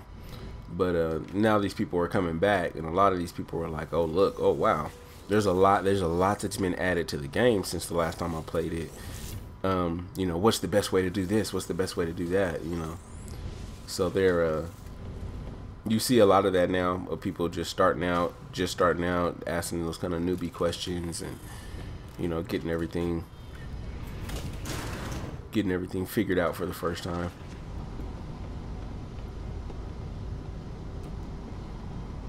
So the old is coming back. The new, you know, that I think that means the new people are coming back too.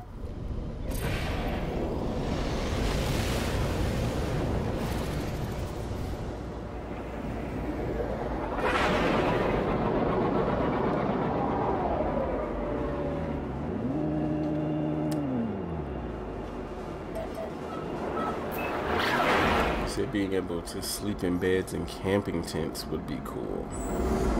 Damn it, I don't know if I have enough charge to sleeping in beds and camping tents. I mean, I guess that would be cool for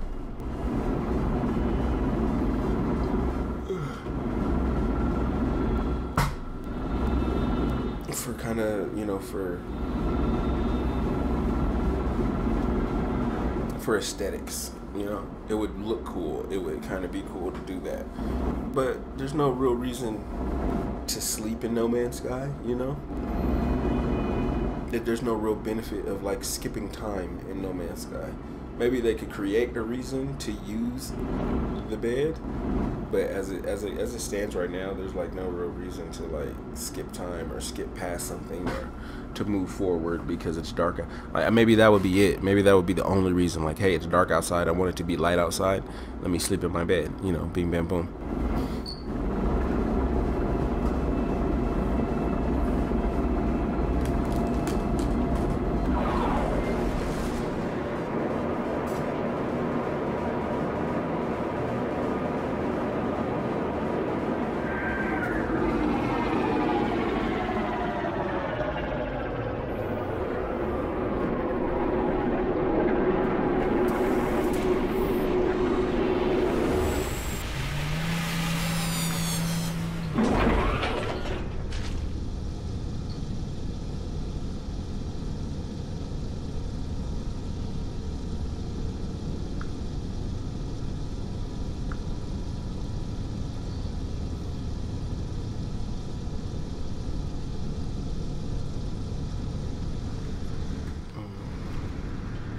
Damn it, I always come in here with the wrong starship.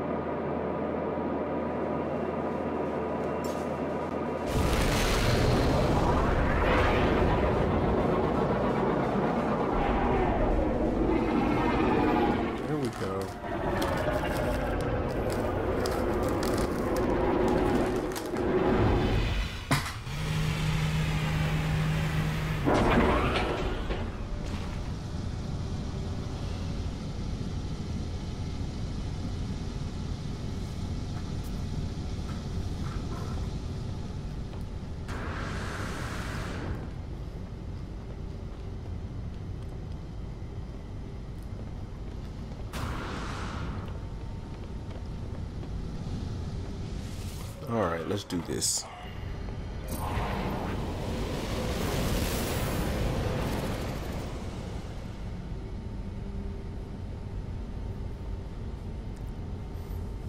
Yeah, it's a small thing, like you said, but there's a lot of small things. Like if they added a lot of small things, you know, that would enrich the update too. I think, you know, like an update with increased player interaction, seeing your player model, seeing other people's player models. That would be a good enough update within itself. But if they added a bunch of small stuff in like that, you know, you can sleep in your bed, you can, you know, you can climb a tree, you can just, you know, small things, you know, trees in nature appear larger, you know, depending on, you know, so on and so forth. They can do all kinds of little things that would enrich the game experience.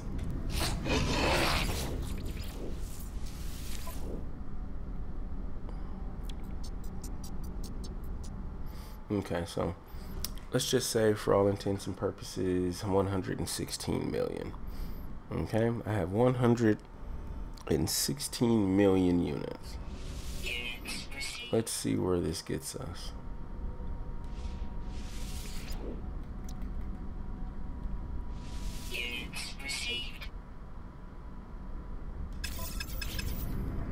Let's go get the other ones.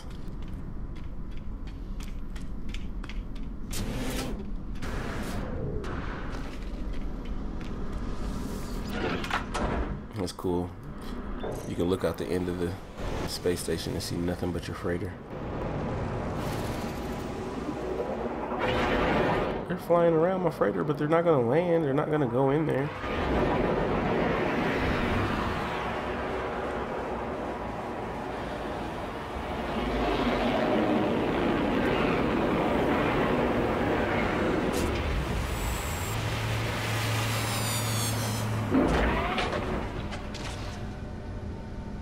Okay, that's one.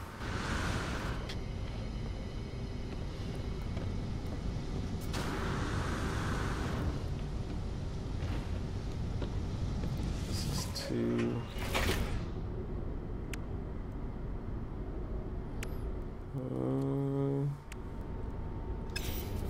That's it. Like I swore there was more than that.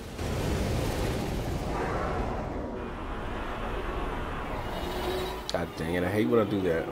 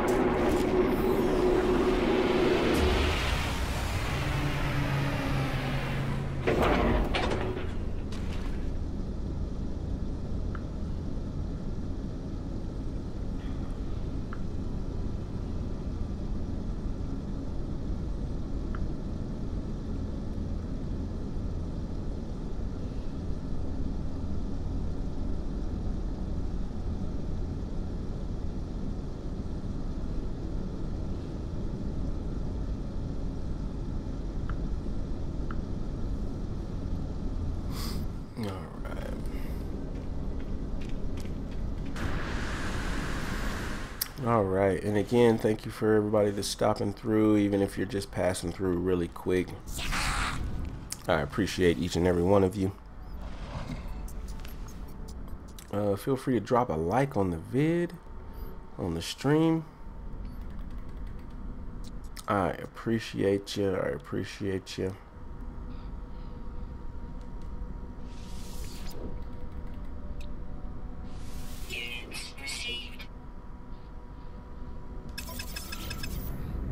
And then we have another starship full of pearls.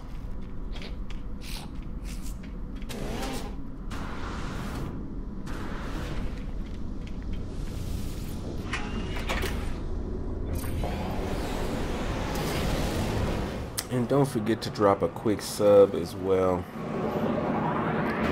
Support the new guy.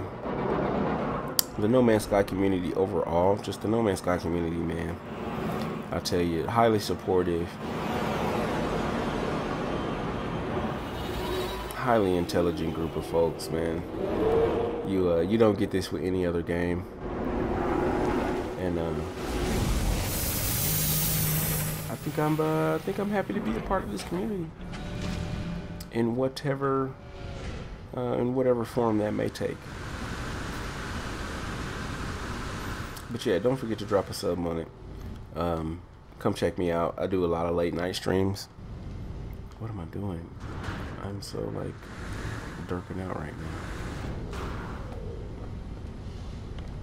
I'm so used to coming up here.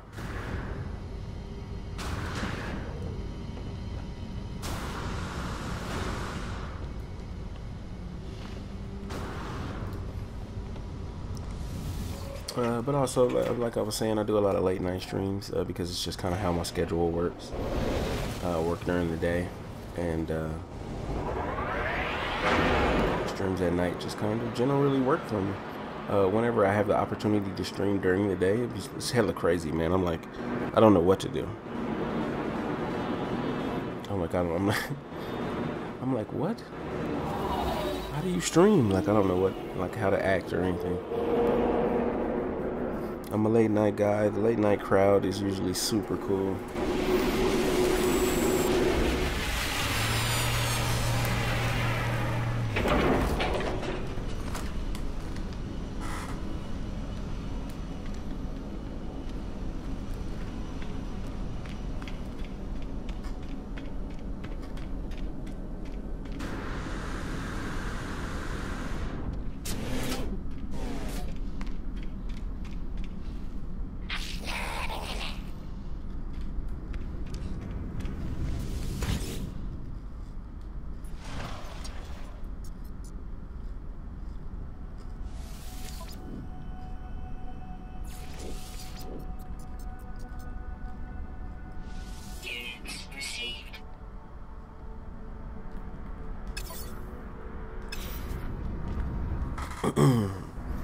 Okay, and I think that's all of the pearls that I have. Something like 265 plus the other ones. So I'm thinking close to 300, 280 something, 290 something. And I had 116 million units. So that got me 13 mil. 13 and a half, and I overestimated, so let's say 14. That was a 14 million run. Yeah, I like it. I will take it. Yeah, I'm still here, Charlie. Can you hear me? Did my mic cut out or something like that? I'm still here. Let me know if you can hear me at all.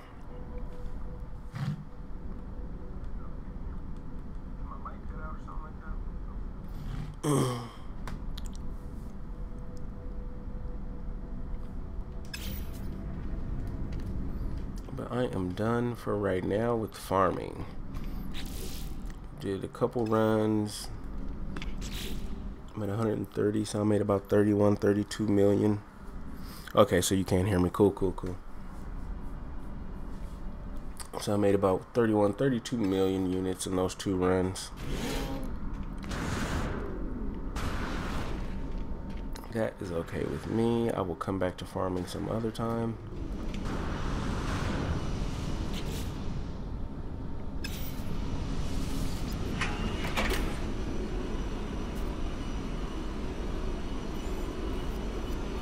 He says sorry for talking about the feature update a lot. You just want to see it.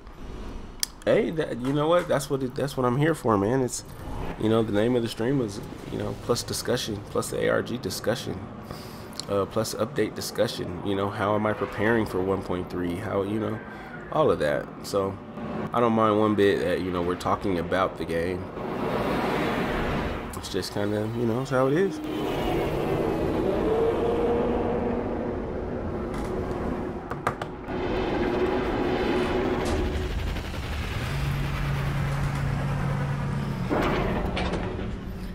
think I have a good idea of where I want to go.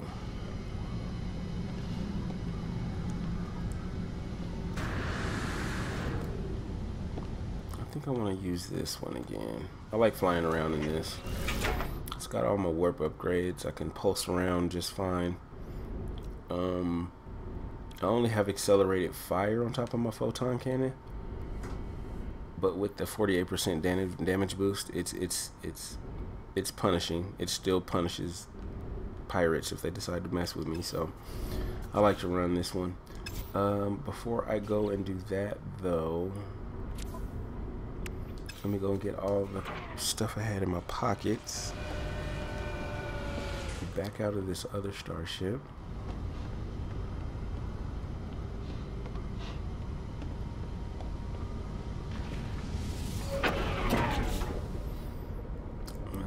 So that's methymiums, plutoniums,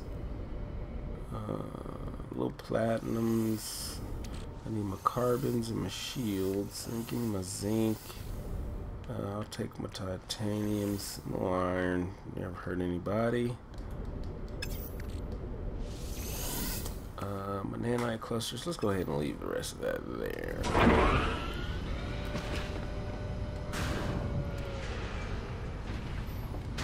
Now I'm ready to go. This is a dream game for a lot of people. You know what? It's a dream game for me.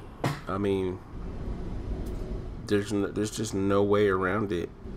You know, my entire life, I've always loved cosmology. I've always loved theoretical physics and particle physics and all of the different forms of sciences that come along with it, all the different theories in science. I mean, hell, my name is LawOfEvolution. I mean, I just have always enjoyed, you know, this kind of thing, and for this game to launch and to kind of hit on all those, hit on all those strings, all those emotional points that I've always kind of enjoyed about life itself. Screw games, this is something that I've just always enjoyed about life. The mysteries of space and cosmology and, life on other worlds and exploration and, all of that. It's just something that's, it's pretty awesome. Let's just say that. It's pretty awesome. And so for me, yeah, definitely a dream game, because after a year playing this, usually for me, I've already have moved on to a different game. I probably have moved on to something else. But in this case, I just haven't seemed to have done that at all. For some reason, this game, without even digging into why, for some reason, this game just has such a high playability for me.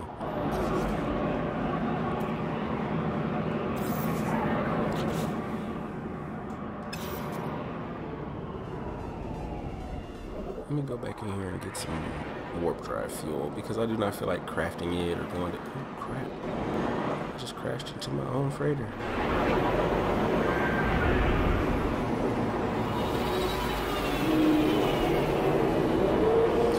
He says, do you think the update could be a relaunch like Cobra and stuff you're saying?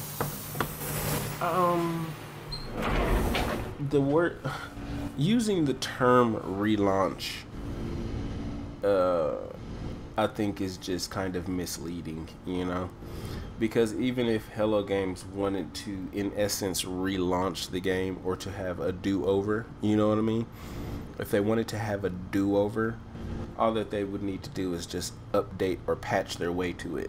They don't need to do kind of a No Man's Sky relaunch in order to achieve relaunch goals, so all that they would do is just kind of, patch their way on in,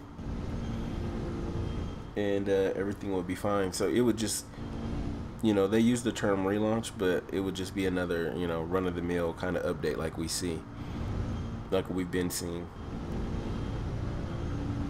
But I think when they say relaunch, what they're thinking is not an actual relaunch or not an actual, overhaul in that way or shape or form or something like that. When they say relaunch, mostly, Cobra and everybody else are thinking an update that gives us everything that was promised before the game came out. That's all that they're saying. If you get an update that's a big, huge, gigantic update, and it gives us, sandworms, and it gives us the portals, and it gives us the font, because you see that font that's always used, that's like pre-launch font. If it gives us all of these different things that we saw before the game came out and promised, right? So if we can see character models, if we can, do all kinds of stuff like that, that's the relaunch that they're talking about, not necessarily a game relaunch or anything. So it would just update. Oh, we've got, pre-launch No Man's Sky now. We have pre-launch No Man's Sky. So I guess that's a better way to put it. Instead of saying a relaunch, they should say pre-launch. We're gonna get a relaunch. No. You're going to get pre-launch No Man's Sky. You're going to get pre-launch No Man's Sky, not a relaunch of No Man's Sky. You know what I mean?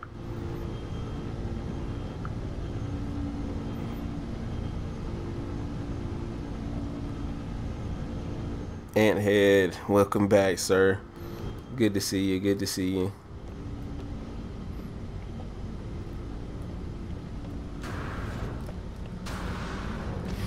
We are just discussing.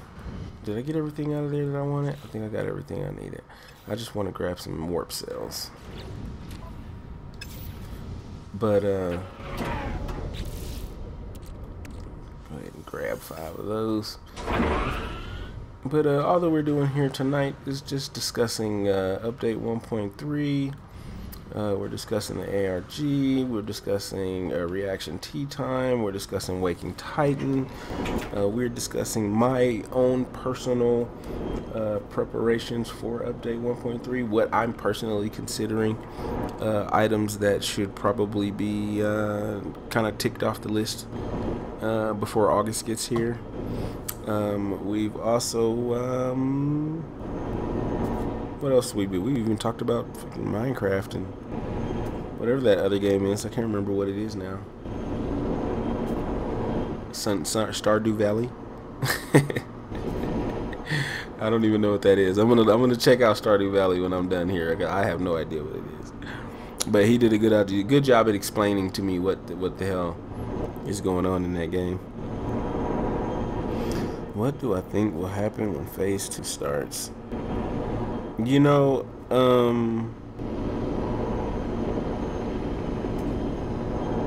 a little impartial to this, right? Because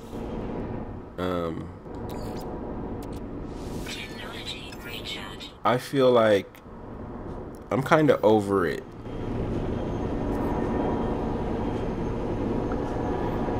Like I'm kind of over the whole ARG and phase this and phase that and glyphs, and I'm done. I'm ready for an update, bro. I don't want to solve any more puzzles unless, now let me backtrack a little bit.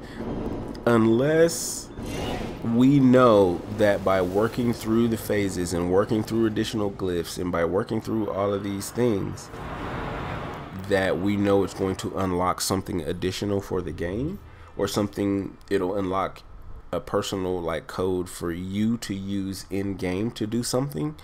Oh wow, well, I'm all for it. Whatever phase you want me to, I will do a hula hoop and eat Cheerios. Whatever you want me to do, I will do it. If it means that there's going to be some sort of gain or progress made in game as a result of your efforts, right? But if the ARG is this kind of community-wide deal where the majority of persons really don't have too much to do with it, you know? And every time you turn around and look and you find out that there's new information, it's already been solved. You know, that you personally don't have any stake or don't have any, you know, you don't have any effect on the outcome of the ARG, you know? With that being said, well, if we're just gonna be spectators in the ARG, if we're just gonna be on the outside looking in on the ARG while everybody else kind of solves it and do these things, and then all that it does really, in essence, when you look at it, all that it really does is provide kind of, you know, lore. It's just giving you lore. It's giving us backstory about what's going on in the game. Now, that I don't want to say that that's not important, and I don't want to say that that's not cool. I don't, you know, because I want to know more about the Korvax. I want to know more about the Atlas and the Sentinels and all of that. I want to know that. But once again, like, I'd be hard pressed to say that that affects how I play the game or what I do in the game or anything like that. It just doesn't do anything for me, you know. And then to go back to the fact that I didn't have any part in resolving the puzzle, I didn't have any part in doing anything, then I don't feel connected to it in that way, you know. I just feel like it's YouTube videos that I go and watch every now and again. You know, that's what the ARG is to me. Like, I go get updates on YouTube about what's going on with the ARG, and this is what we got out of it, and I'm like, oh, cool, you know, that's awesome. But I'm over it. As a result, I'm done watching YouTube videos. I'm done with the hype. I'm done with the ARG. I'm done with the phases. I'm done with the glyphs. I'm done with all that. I want to see update material. I want to see stuff. I want things to come. I want Hello Games to just slap everybody in the face and to just be, you know, just drop the update on us, you know, without even waiting. Like, you know, don't even wait. Just come out, drop the update on like July 26th, you know, and just, you know, just do it to us like that. That would be fun. That would be fun. And Head said, what does ARG mean? ARG means an augmented reality game, or alternate reality game, augmented reality, however you want to look at it. But to be honest, I didn't even know what the hell an ARG was until this one started.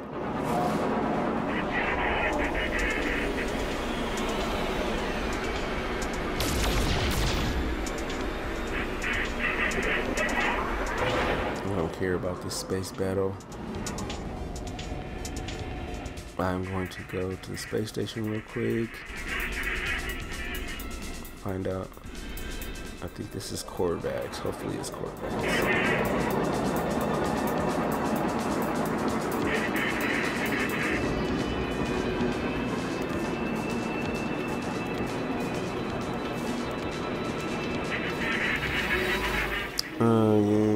Tyler says, what if you can't get the code for people who don't do the ARG with other features?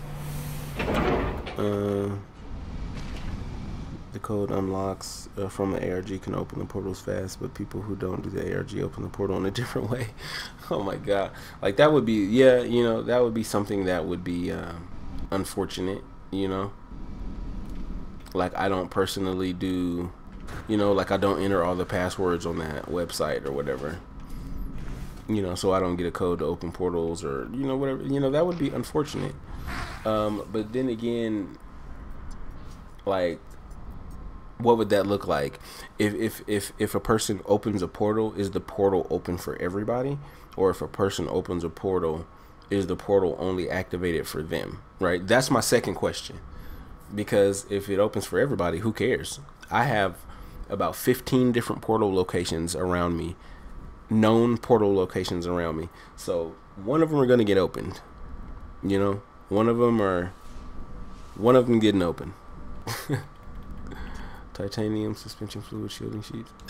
So I don't have to worry much about that. But if the question is the latter, and I have to do something myself in order to open the portal, then yeah, that would be highly unfortunate, and I would begin to start the process of unlocking it, you know. But then again, the way that the ARG is playing out, the way that it's playing out, all that I would have to really do is go and enter all the passwords into, you know, wakingtitan.com or whatever, you know, in the glyphs or whatever. You know, it wouldn't be too hard to just go and get, you know, whatever code it is that I needed. Unless, again, unless they tied it and made it like time sensitive. Like, unless you were going along with everybody else and unlocking the glyphs along week by week with everybody else, then, you know, you don't get to. Like, that would suck too.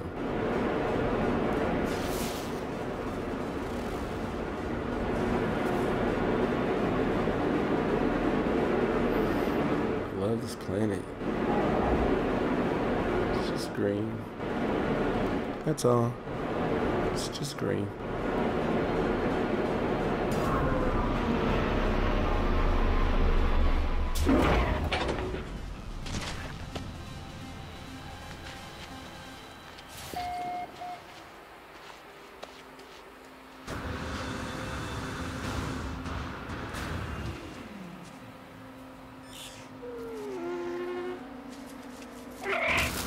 Oh wow, it just spawned right in front of me. Headshot. No, don't run. Where'd he go? Don't run.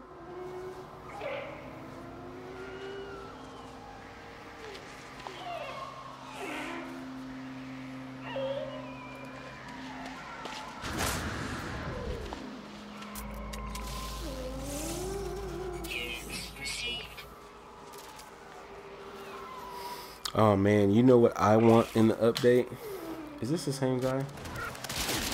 What I want in an update more than anything in this entire world is for them to change the temperature setting from Celsius to Fahrenheit. Just go in the settings, like you can go into the settings mode or whatever, the settings menu, and you can choose change temperature mode from Celsius to Fahrenheit. I'm not European, I'm not Asian, I'm not and I'm not African. I'm American, and Fahrenheit makes sense to me. When you say it's 20 degrees, I can feel 20 degrees. I know what 20 degrees feels like. When you say 100 degrees, I know what 100 degrees feels like. You know what I mean? When you say 300 degrees Fahrenheit, I don't know what that feels like, but god dang it, I can get a good sense that it's 3 times as hot as anything that I've probably ever felt in my life. That's ridiculously hot. I can get a sense of what that feels like, right? When you tell me it's 325 degrees Celsius, I'm lost. You know, I need a calculator. I don't know what to do. I don't know what that feels like. I lose some of the connection to the game by simply having a C there instead of an F. Like, you know, as small as that is, and just like Tyler was saying, it's small things. Some of this stuff comes in small things. So something as small as that would really change how I feel about certain planets. You know, I land on a planet and it's like 425 degrees Fahrenheit, and you're like, holy hell, it's hot here. You know, it's like, oh, it's hot as hell. You know, my oven only goes up to X, Y, and Z. You know, like, you know, you get a sense of how it feels. But just having that as Celsius all the time, you know, I jump in my Starship and it's 19 degrees Celsius. Like, okay, it got warmer. Okay, well, I think it, but by how much? And what is 19? Like, you know, is that cold? I don't know. You know, But whatever. That would be a nice small thing to add to it.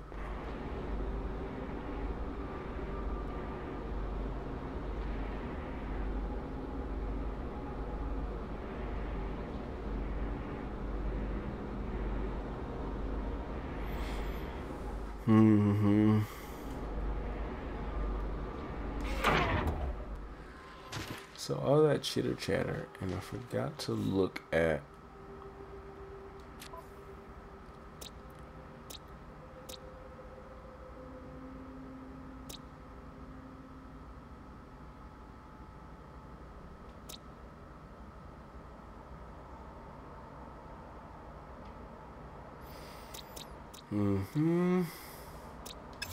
So now I need to find out if this planet or this system, because I was talking so much that I didn't pay attention in the star system, in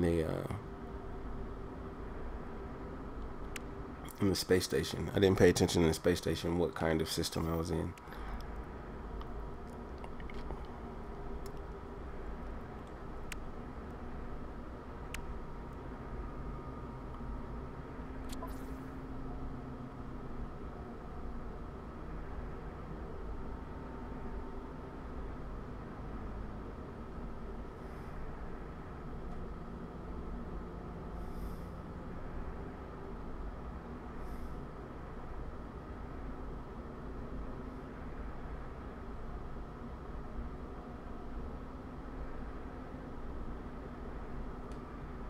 Okay. Said portals maybe will take you into the past. Yeah. I want portals to be able to take me into a different galaxy. Like, I want portals to be able to take me into the Hilbert dimension, and then when I'm done, come back to my portal and return to the Euclid, you know? I want intergalactic travel instead of interplanetary travel. Or instead of interstellar, right? That's what I meant to say. I want intergalactic travel instead of interstellar travel.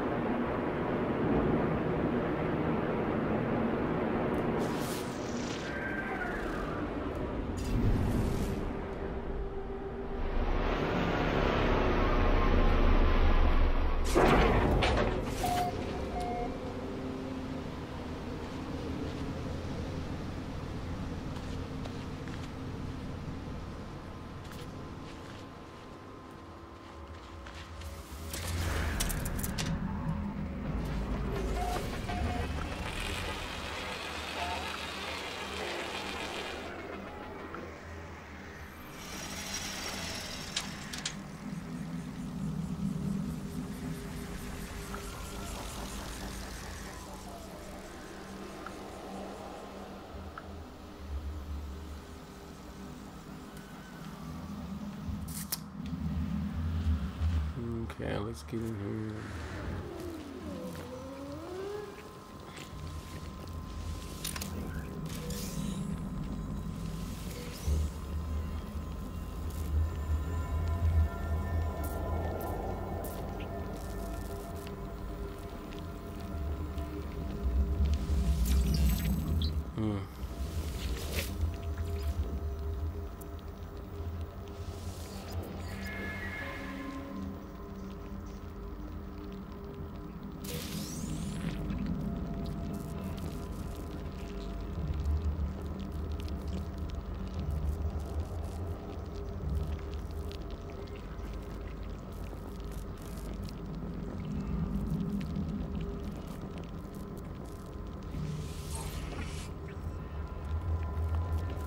So this is not a Korvax system.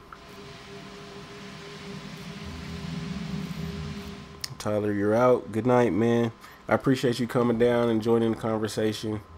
and chatting with me as much as you did. Definitely appreciate you. No doubt, no doubt, no doubt. Drop me a sub, man. Drop back by. Join me again. You really added a lot of substantive information to the chat, so please come back again, man. Appreciate you.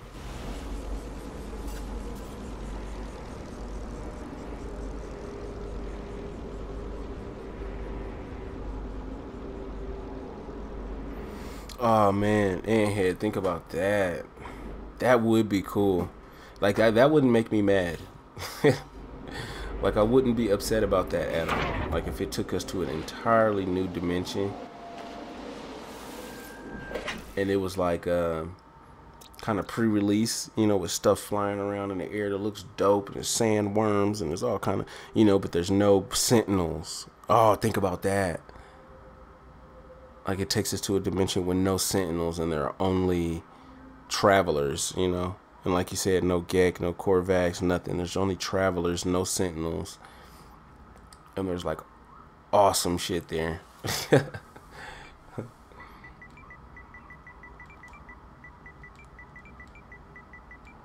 Units received.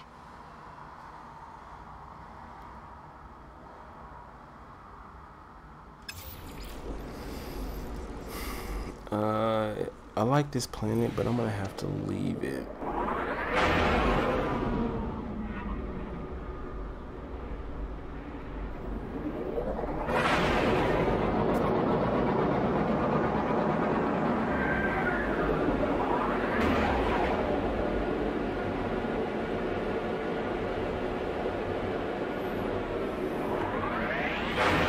As much as I like it.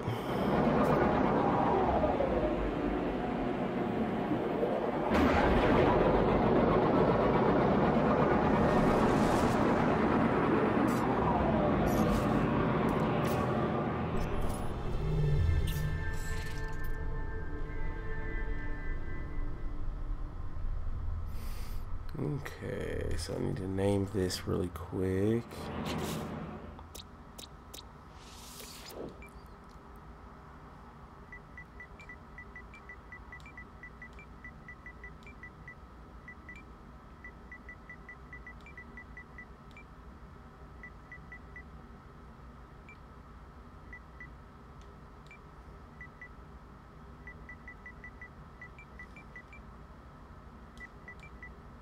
Units received. And then I leave. Anthead, to them you were a curiosity and they were shocked by you. Yeah, that'd be cool.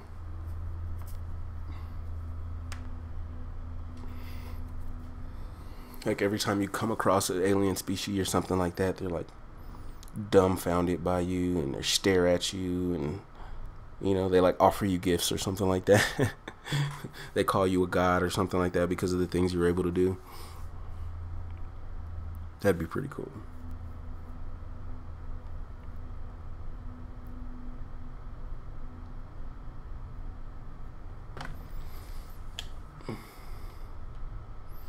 Oh, I should have went to that moon. That's what I should have done.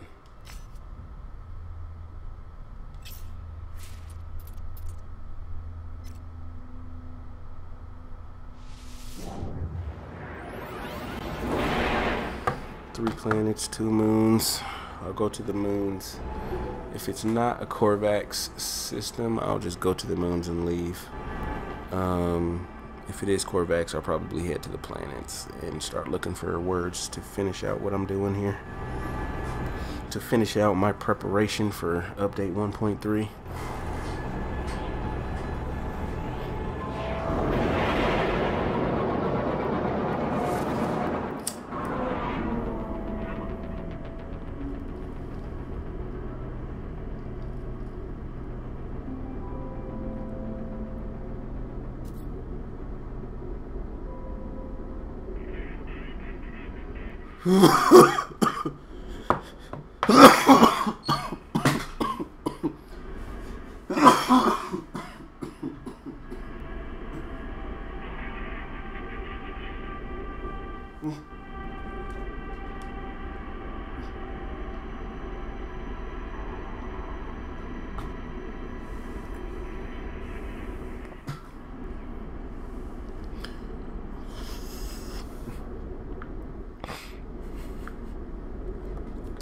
Ooh, sorry about the cough.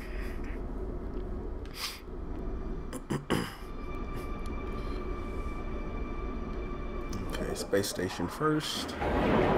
It's like a checklist of items that I have to do every time I come into a new star system.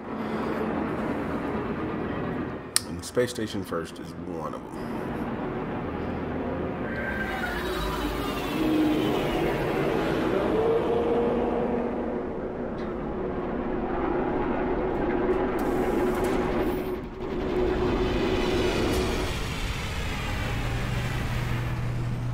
Oh man, that would be cool.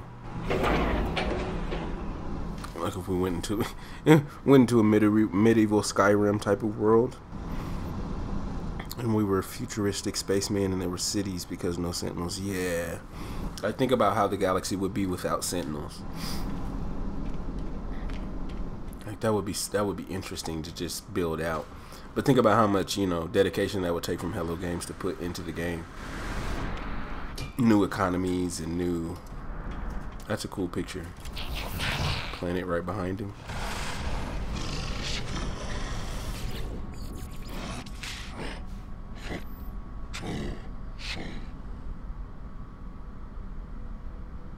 I don't like the Viking, so I'm gonna pull rank on his ass.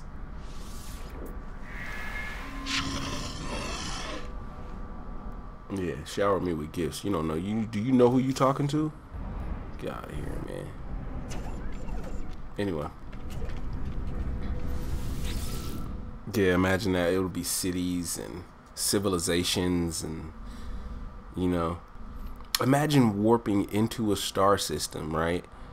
And you don't have permission to land anywhere because there's a civilization there. There's like, you know, you fly in and all these freighters are there and all these starships are there and there's cities all on the planet. Like you can fly down and look, you know, but you wouldn't be able to land in, like maybe you can land, but you would have to go out far on one side of the planet or something like that and land off in the forest or something like that. Think about the dynamics of what, you know, that would entail and all of that. That would be cool, man. Like there's just so much you could do. The possibilities with this game is just so high. You could do so many things.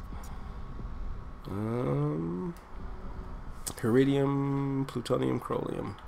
That's not good enough. And this is a Viking system. I don't like. I'll just go to the moons and leave.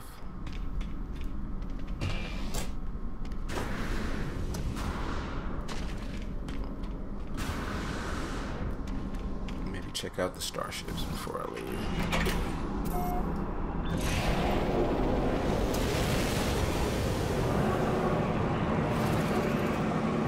Oh, that would be dope. They said they think the portals are ruins. Imagine that right now. Like imagine because and you're saying like it changes their world and aliens because you made contact, and imagine what it looks like when you would come through, you know, like was something that they thought was a ruin. Like imagine what that would look like on planet Earth right now. Like if a portal was, you know, the pyramids of Egypt, you know, and imagine we're all just chilling around and, you know, we're watching a documentary and the fucking pyramid of Egypt, like the top of it opens and bright light shines down into it, and you know his magnetic and electrical field like starts to brim around it, and next thing you know 2 or 3 or 4 people pop out of it. And they're here, and then imagine what's on their mind. You know, they're like, hey, this is just another world, this is just another planet, this is just another stop on my journey, you know, and you're looking at the humans like, you know, what are you? You know, I'm gonna scan you, and I'm gonna keep it going. I want to get whatever plutonium you've got down in the ground, and I want to keep going. You know, but imagine what that looks like to humans. We're like, oh crap, dude, something just came out of the pyramid. Like, you know, like imagine what that would look like. That would be so nuts. And that would change our civilization forever. You know, the pyramids just opened up and 3 guys just fucking jumped out of it. I don't know what you believe in. I don't know what you subscribe to religiously, but the damn pyramid opened up and 3 guys popped out. Now, that's not in yours. It's not in mine. Okay, something's going on here. But that would be, man, just to think about not only, you know, the impact that would have in the game, but like for real, like what that would do to civilization altogether. Is that the moon? Okay, let's go ahead and jump over there.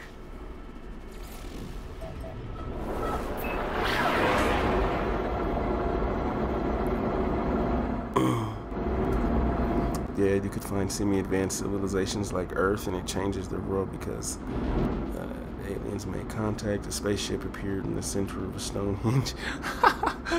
Yeah, like imagine that, like a super advanced starship.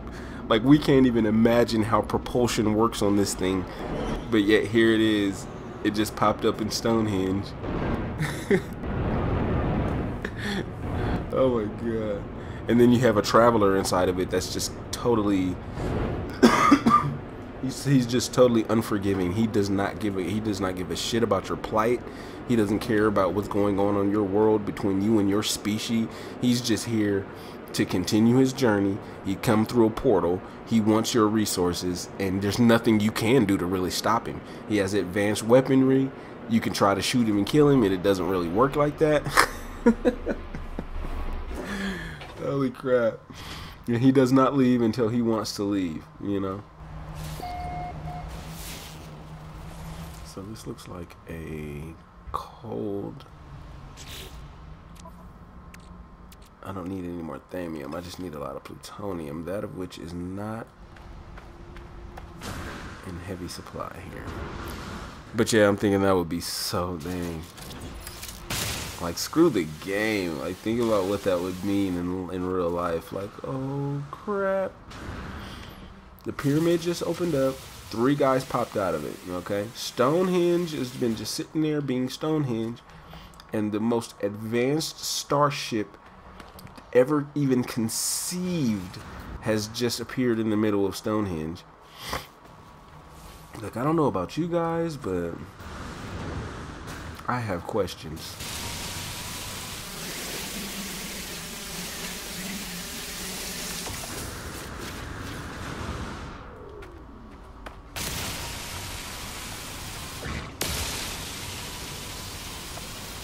Give me a break. I can't hit that from here.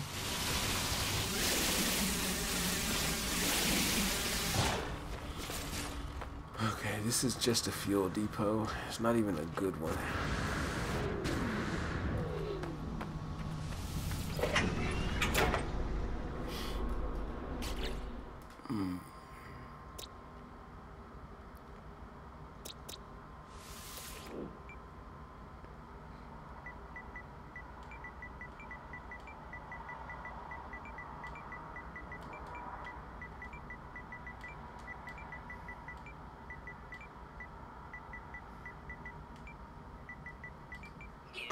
Get that named. He says he flies all over the earth mining our gold and plutonium and just leaves. Imagine that. Imagine, and then you know, he's flying around, he's mining all of our stuff, right? He's like, oh crap, what is this, diamonds? He's like, I haven't seen, you know, I haven't seen these like before, you know. He's like, let me take some of these, take some gold, you know, take some emeralds. He wants emeralds. He's like taking all this crap, and then the starship is just so advanced. There's like nothing. There's nothing that we can do. Like, we start shooting at him, and it's like we start shooting at him, and like bullets are bouncing right off of the starship, and he's like, whatever. He's not even paying us any mind. It's almost like, you know, it's almost like when it's, you know, a Sentinel starship can't take you out. So you're just flying around doing your bidding anyway, and he's still shooting at you, and it's like, you're doing damage, but I'm like not worried about you right now in the least bit. It's like the humans are throwing everything we've got, we're nuking them in space, and he's like, whatever. You're like, now I'm done mining because I've been here long enough. You know, that's the only thing that stops a No Man's Sky interloper from leaving, is they just feel like they've been here too long. They don't like the landscape anymore, so they're like, screw it, I'll just move on to the next planet. Like, they've got something called Mars that's like pretty close. Let me go up here. It's a dead world, so I need fuel anyway. I'm out of here. Okay, where's that other moon? I want to see if it's there. It is. I see you hiding back there.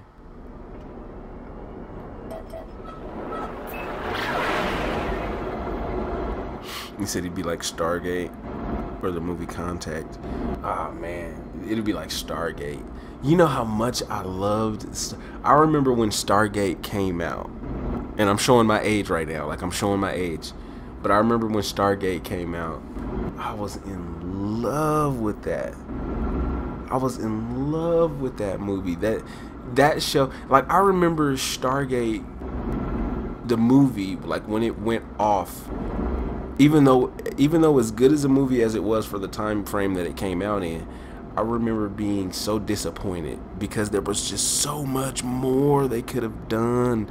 Like, I remember they jumped a couple times or whatever, and you were just like, that was the best part of the movie to me. It's like them inhospitable world or desert world, and they went here and there.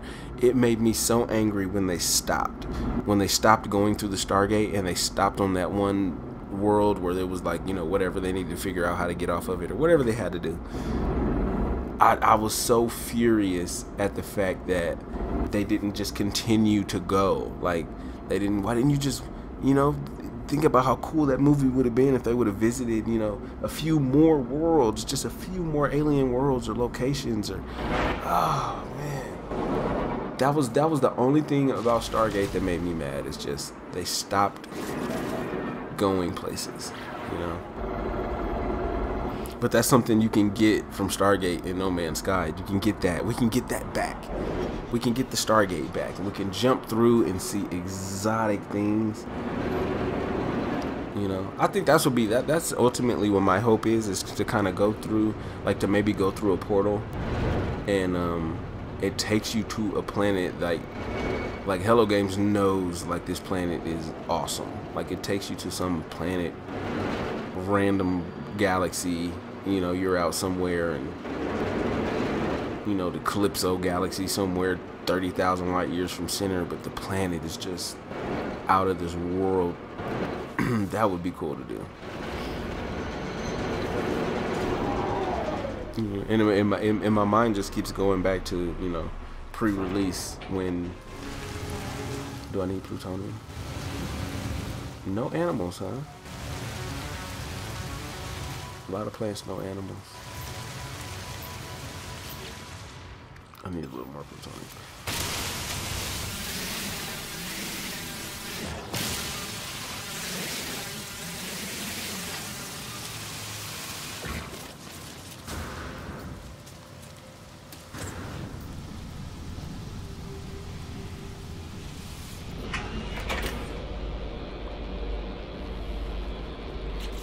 So yeah, the feeling of wondering what's on this world, yeah, that's dope. Every time I'm about to, you know. Oh, look at this. This is awesome. Just this, what I'm looking at right now, this is what amazes me about No Man's Sky a lot.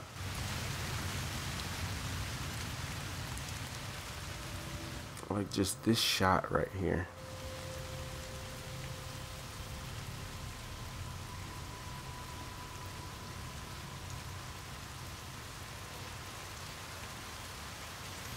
Even though it's not the most beautiful world, you know, just looking at these plants and looking at these tree-like things.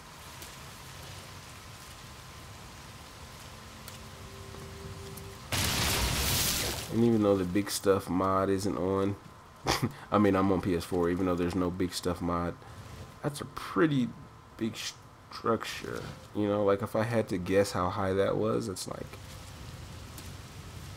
from down here, 4 stories, 3 or 4 stories, 5, you know, something around there. That's big stuff. You don't find it often, you know, you're not finding this type of stuff often, but, you know, I like it. I like it, I love it.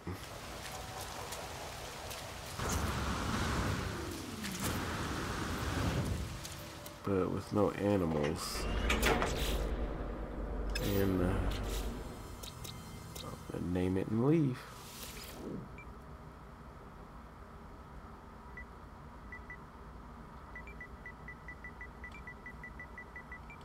Units received.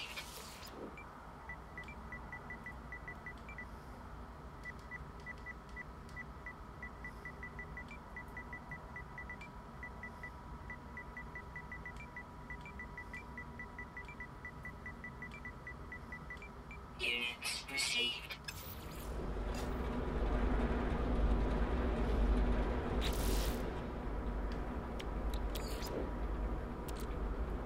Technology recharge.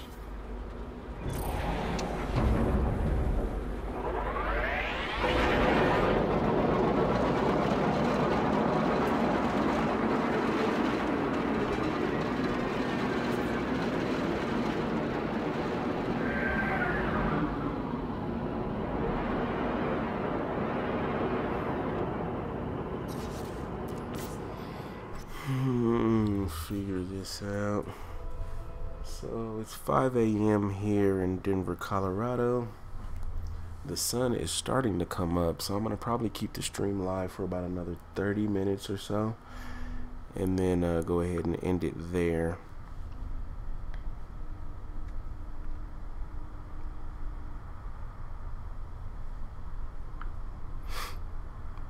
If you haven't liked the stream yet, please feel free to jump in there, drop a like on the stream. Please give me a sub if you haven't already. I'm gonna be doing a lot more No Man's Sky streams. Gonna do some breakdowns of the update once it drops. Gonna be having some different discussions about the ARG. Gonna be posting a video, as I discussed earlier, about Reaction Tea Time and his involvement in the ARG and Waking Titan, or the lack thereof, right? So gonna be doing a lot of that. Oh, hyperdrive has no fuel. Gonna be doing a lot of stuff coming up, so please drop a sub, drop a like, let me know some ideas you might have for vids. You know, I'll definitely jump in there, and you got some great ideas for me, you know, I'll jump in there and make some custom stuff. But yeah, like I said, about another 30 minutes on the vid or something like that on the stream, and I'll go ahead and drop it out there. I don't know exactly how long I've been streaming now. It's probably been somewhere around 2 hours, 2.5 hours or something like that. So I really appreciate what everybody's been saying in chat.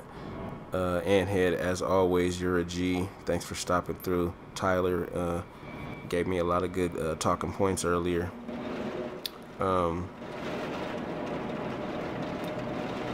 I had our boy Samil drop through, you know, asked a couple of good questions, so pretty good stuff. Am I fueled up? I'm fueled up.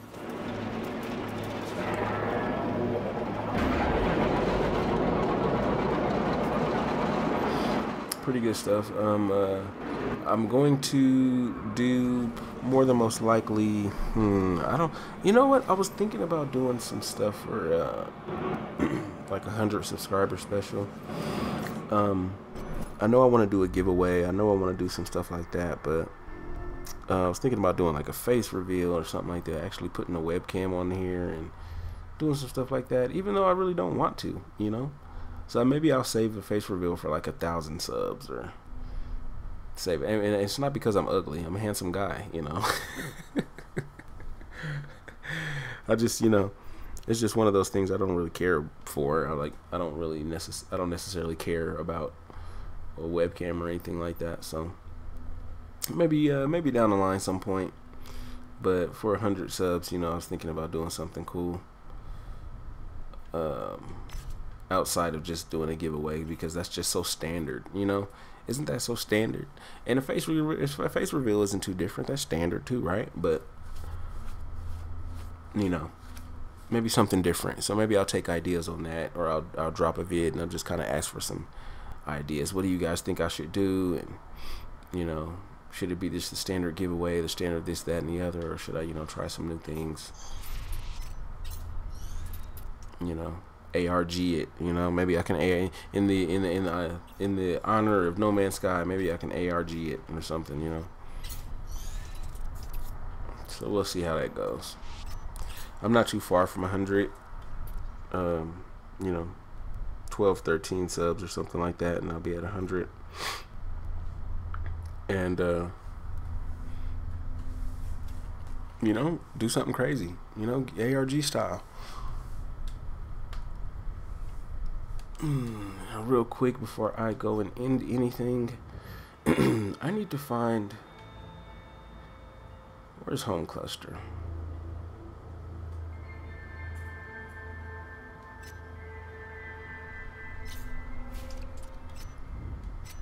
There it is. I need to find a Korvax system.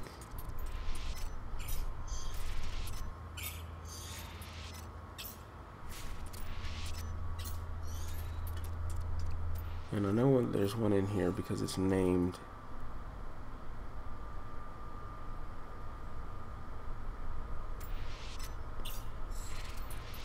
It's named like, no, there it is. I'm hoping this is actually a Korvax system and somebody just didn't name it, you know. Somebody just didn't say, hey, no Korvax guy. But let's go and see if this is actually a Korvax controlled system. That way I can jump in there and finish out the Korvax language in this star system. And I was in one before, but I decided to leave to do a little bit of farming because it wasn't a good star system. For some reason, the spawn rate for structures in that star system was really low.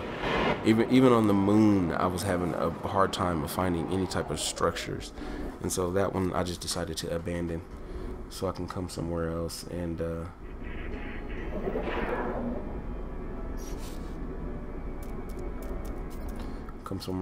have maybe a little bit more luck at it.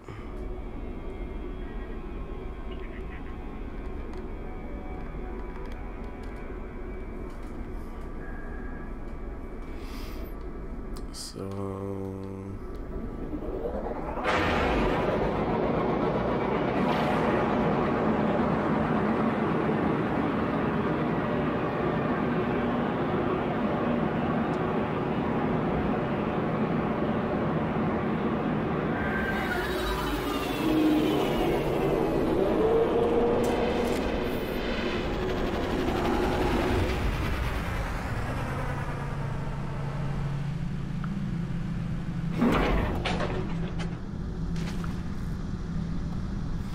alright.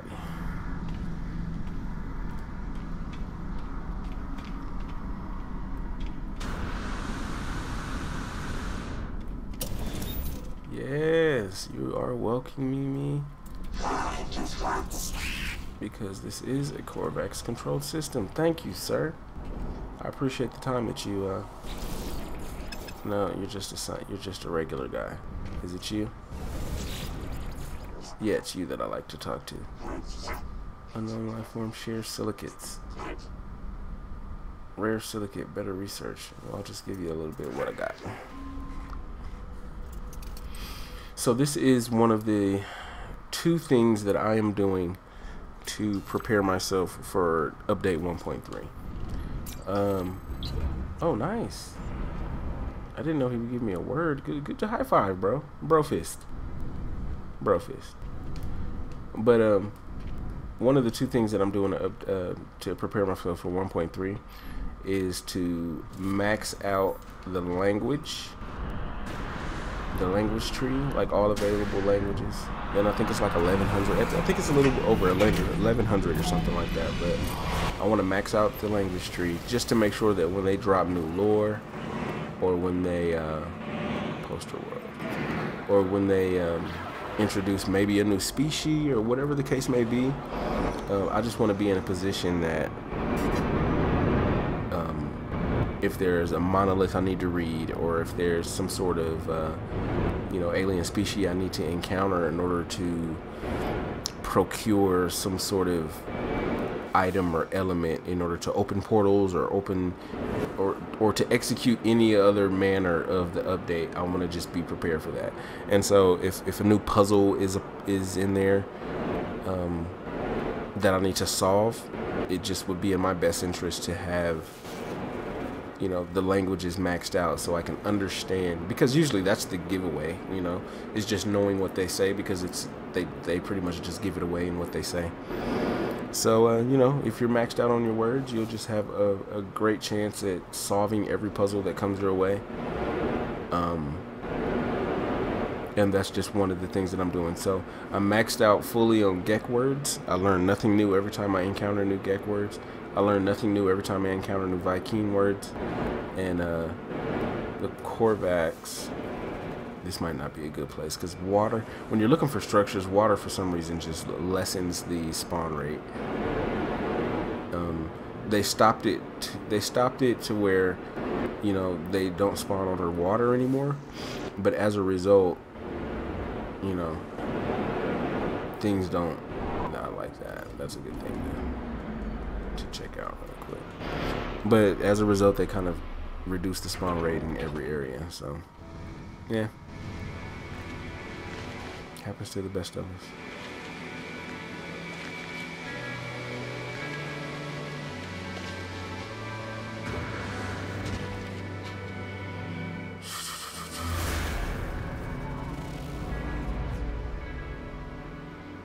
But yeah, once I finish out these letters, I think I'm very close with the Korvax. There's only so many, and it's advanced life form, so that's good. There's only so many more words I know I need with the Korvax, and I know for a fact that the remainder, well, the majority of the remainder of words that I have to learn are Atlas words. So I'm still trying to figure out, you know, exactly what I need to do in order to max out on the rest of my Atlas words.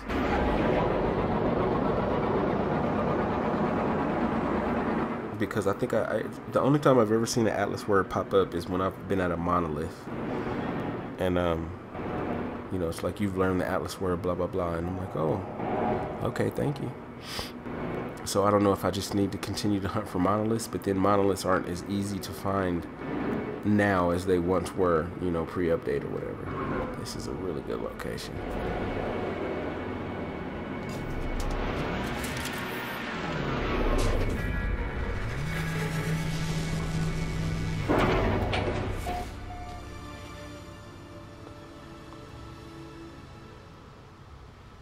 This is a Proster world, isn't it?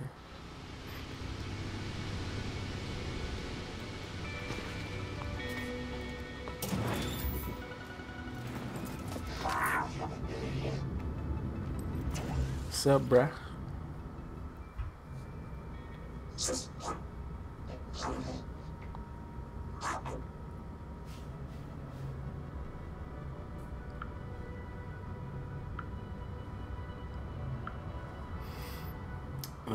Korvax. You see what I'm saying? Like when I'm to the point with Korvax, because I maxed out on every other NPC language. But Korvax, look, I mean, when I'm seeing all of this, you know you're close, right? You've got to be close. Korvax, entity power loss, help, uncommon isotope element. Take all my thamium, jeez. Come on, give me a word.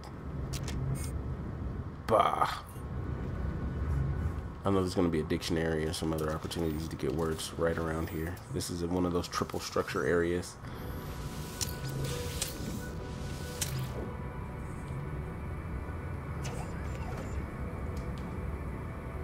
Alright, bro, thanks. Alright, bro, thanks.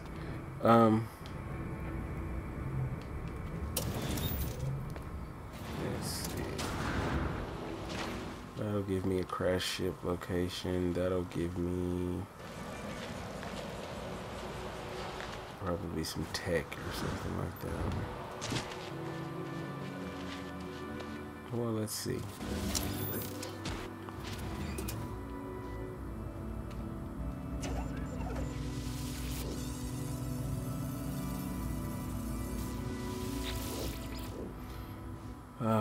Let me see.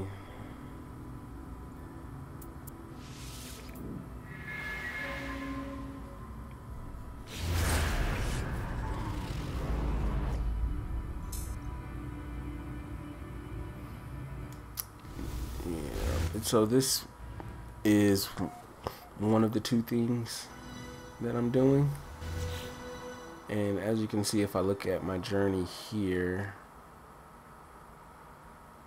970. So I'm at 970 words. I know it's 11 something, right? Or is it 1,000 and something? I don't know.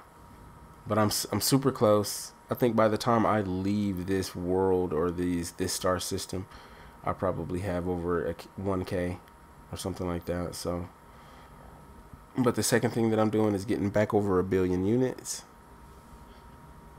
And this will allow me to be in a position to buy whatever they put in front of me, or at least, you know, buy 1 or 2 or 3 different things.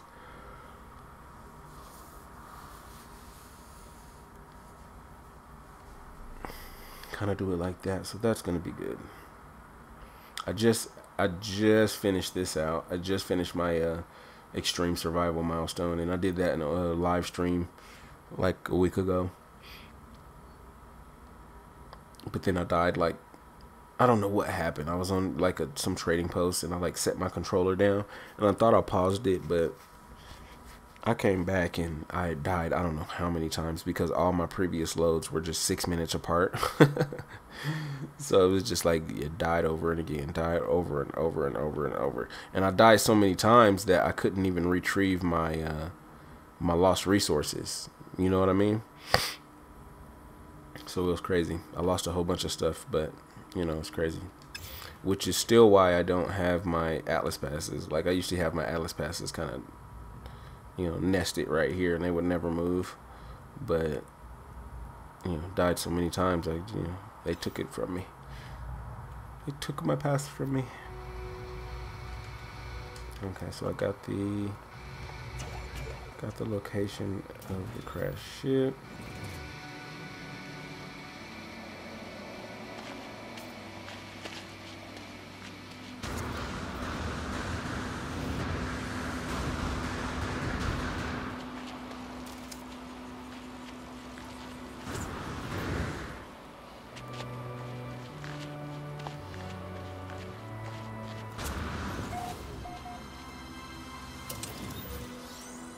Hey, what's up, bro? He all waves at you. New Corvex entity scared. Leave, please, leave, please.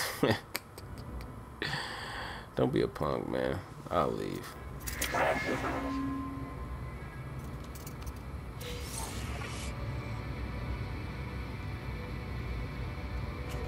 He gives me nanite clusters. Nobody wants no nanite clusters, even though I am saving them. I'm kind of hoarding nanite clusters. I'm not like I'm not like going after nanite clusters. I have to kind of get them in that fashion, or get them out of the wall or something like that as I'm just passing through doing other things. But as I get nanite clusters, I just kind of set them to the side and I put them on my freighter, and then, you know, I'm just kind of stacking them up and stacking them away. So I'm pretty sure you may need them for something. I just don't know exactly what that is.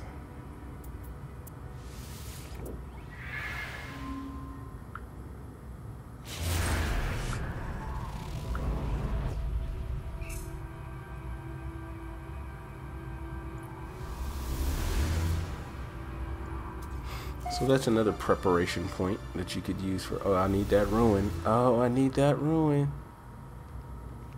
Give it to daddy. That's like 3 or 4 learned words right there, bro. Okay, let's get out of here. Let's go. Do I got anything I need to sell? Let's go sell that dagger. It's not really that important because I'm going to run past more structures anyway, so let's do that. But let's pilfer through these boxes first, and I'll probably get something else like a dagger or convergence cube. Fascination bead. Okay.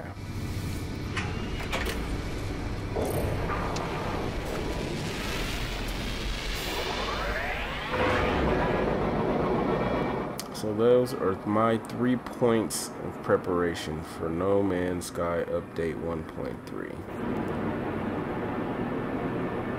farm units, but in the most efficient way possible, because you cannot at this point spend weeks farming units. That's not only is that not fun, but the update would probably get here before you got a reasonable amount of units together to actually justify spending all the time doing it. You know what I mean? So if you don't land this ship, and so the best, absolute best way to farm units at this point in the game, No Man's Sky, is you want to be at or near or around another players. Okay, so if you are in a hub, you are probably best suited, you know, to get the most amount or the most value out of your time, because what you're going to want to do is find a player who has their base built in a star system that gives you a return of 100% or better on no matter what it is, whether you farm pearls or whether you farm nip or whatever you do. The best, fastest way to do it is to find a player base that has a farm set up in a system, in a gold star system. Then you need your farm to be on your freighter. And so when you pull into a star system and you go and pick everything off of your farm on your freighter and sell it at the space station, you can then head on down to the planet where they have their farm set up, pick all of theirs, head to the space station, sell off all of theirs. By the time you've done that back and forth, the first set is ready for you to pick again. So you can go and do it, and it's this constant circle of going and picking and selling and going and picking and selling. But it's with something like pearls and nip, which is going to give you a very, very high return. So that's the most efficient, fastest way to get money in No Man's Sky. That's it. There's absolutely no better way to do it. And so, did I get all of it? Everything? I got everything. So you want to get your units right. You want to get your nanite clusters right, because I'm pretty sure there's going to be a reason to spend them. Not sure why yet, but there's going to be a reason to spend nanite clusters. Just don't throw them away, because a lot of people have just been tossing them when you get them, because you only get, you know, 3 or 4 or 5 at a time, and they get on your nerves. Just set them to the side, toss them in your freighter. You know, next thing you know, you'll have 1,000, 2,000 of them. You know. And because of the rate in which you get nanite clusters, any update that would sell you something with them is not going to cost a lot. You know, it just wouldn't make sense to, you know, you get 5 nanite clusters every pick, and something costs 50,000 nanite clusters. You're like, what the hell? It's going to take me forever. So hopefully they'd be paying attention to something like that.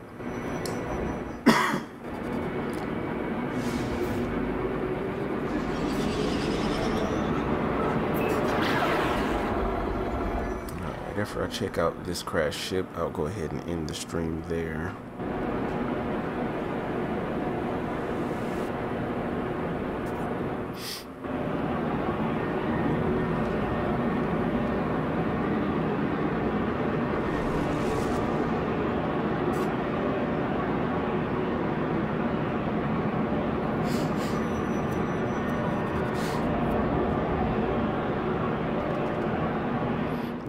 How far away is this damn thing?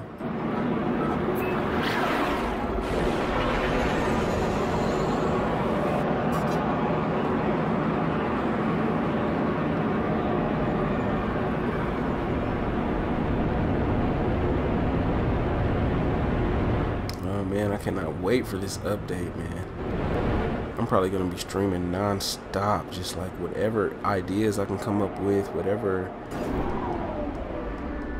you know, whatever video I can do, whatever thing I can push out, whatever tip or whatever I have, I'm gonna produce it. Is that an ugly shuttle? At least it's a micro shuttle, you know. But boy, you're not a pretty one, are you?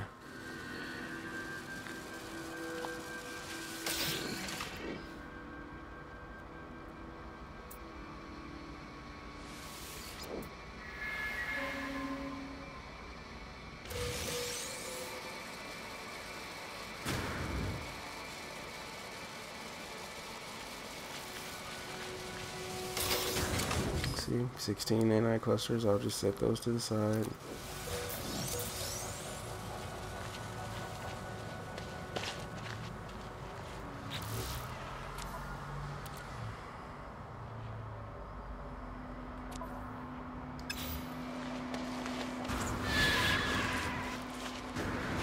Alright, and I'm going to end the stream here for the night. I'll probably stream tomorrow night again. Just kind of doing the same thing, preparing myself for the update that comes in a couple weeks, or 2 or 3 weeks at this point. Or I might dive into that permadeath mode. Let me know, you know, just drop something in the comments real quick. So, you know, if you like to see the permadeath instead of my little preparations for 1.3 and the discussions of ARG and things like that, just let me know. Drop something in the comments. If you're still there, if you've hung around this long with me, man, I can't tell you how much I appreciate that. Drop me a quick sub, you know, drop a like on the vid. Let me know what you like, let me know what you don't like. I'm taking a lot of input right now. I'm still one of the new guys on the block, you know what I mean? So so your voice is huge right now to someone like me, compared to your voice to a different YouTuber or commentator, you know what I mean? So I'll take what you say into account. And you know, once again, I'll go ahead and end stream here, and I will check you guys out tomorrow. I think I have a vid that I'm going to drop about midday that had something to do with my Call of Duty. I had a good game in Call of Duty or something like that in the stream that I did yesterday. So I think I might just carve that up and drop out a little vid midday. But other than that, I'm going to keep working on the reaction tea time video, because there's a lot of information in that. So I'm going to keep putting that together as well, and I will check you guys out tomorrow.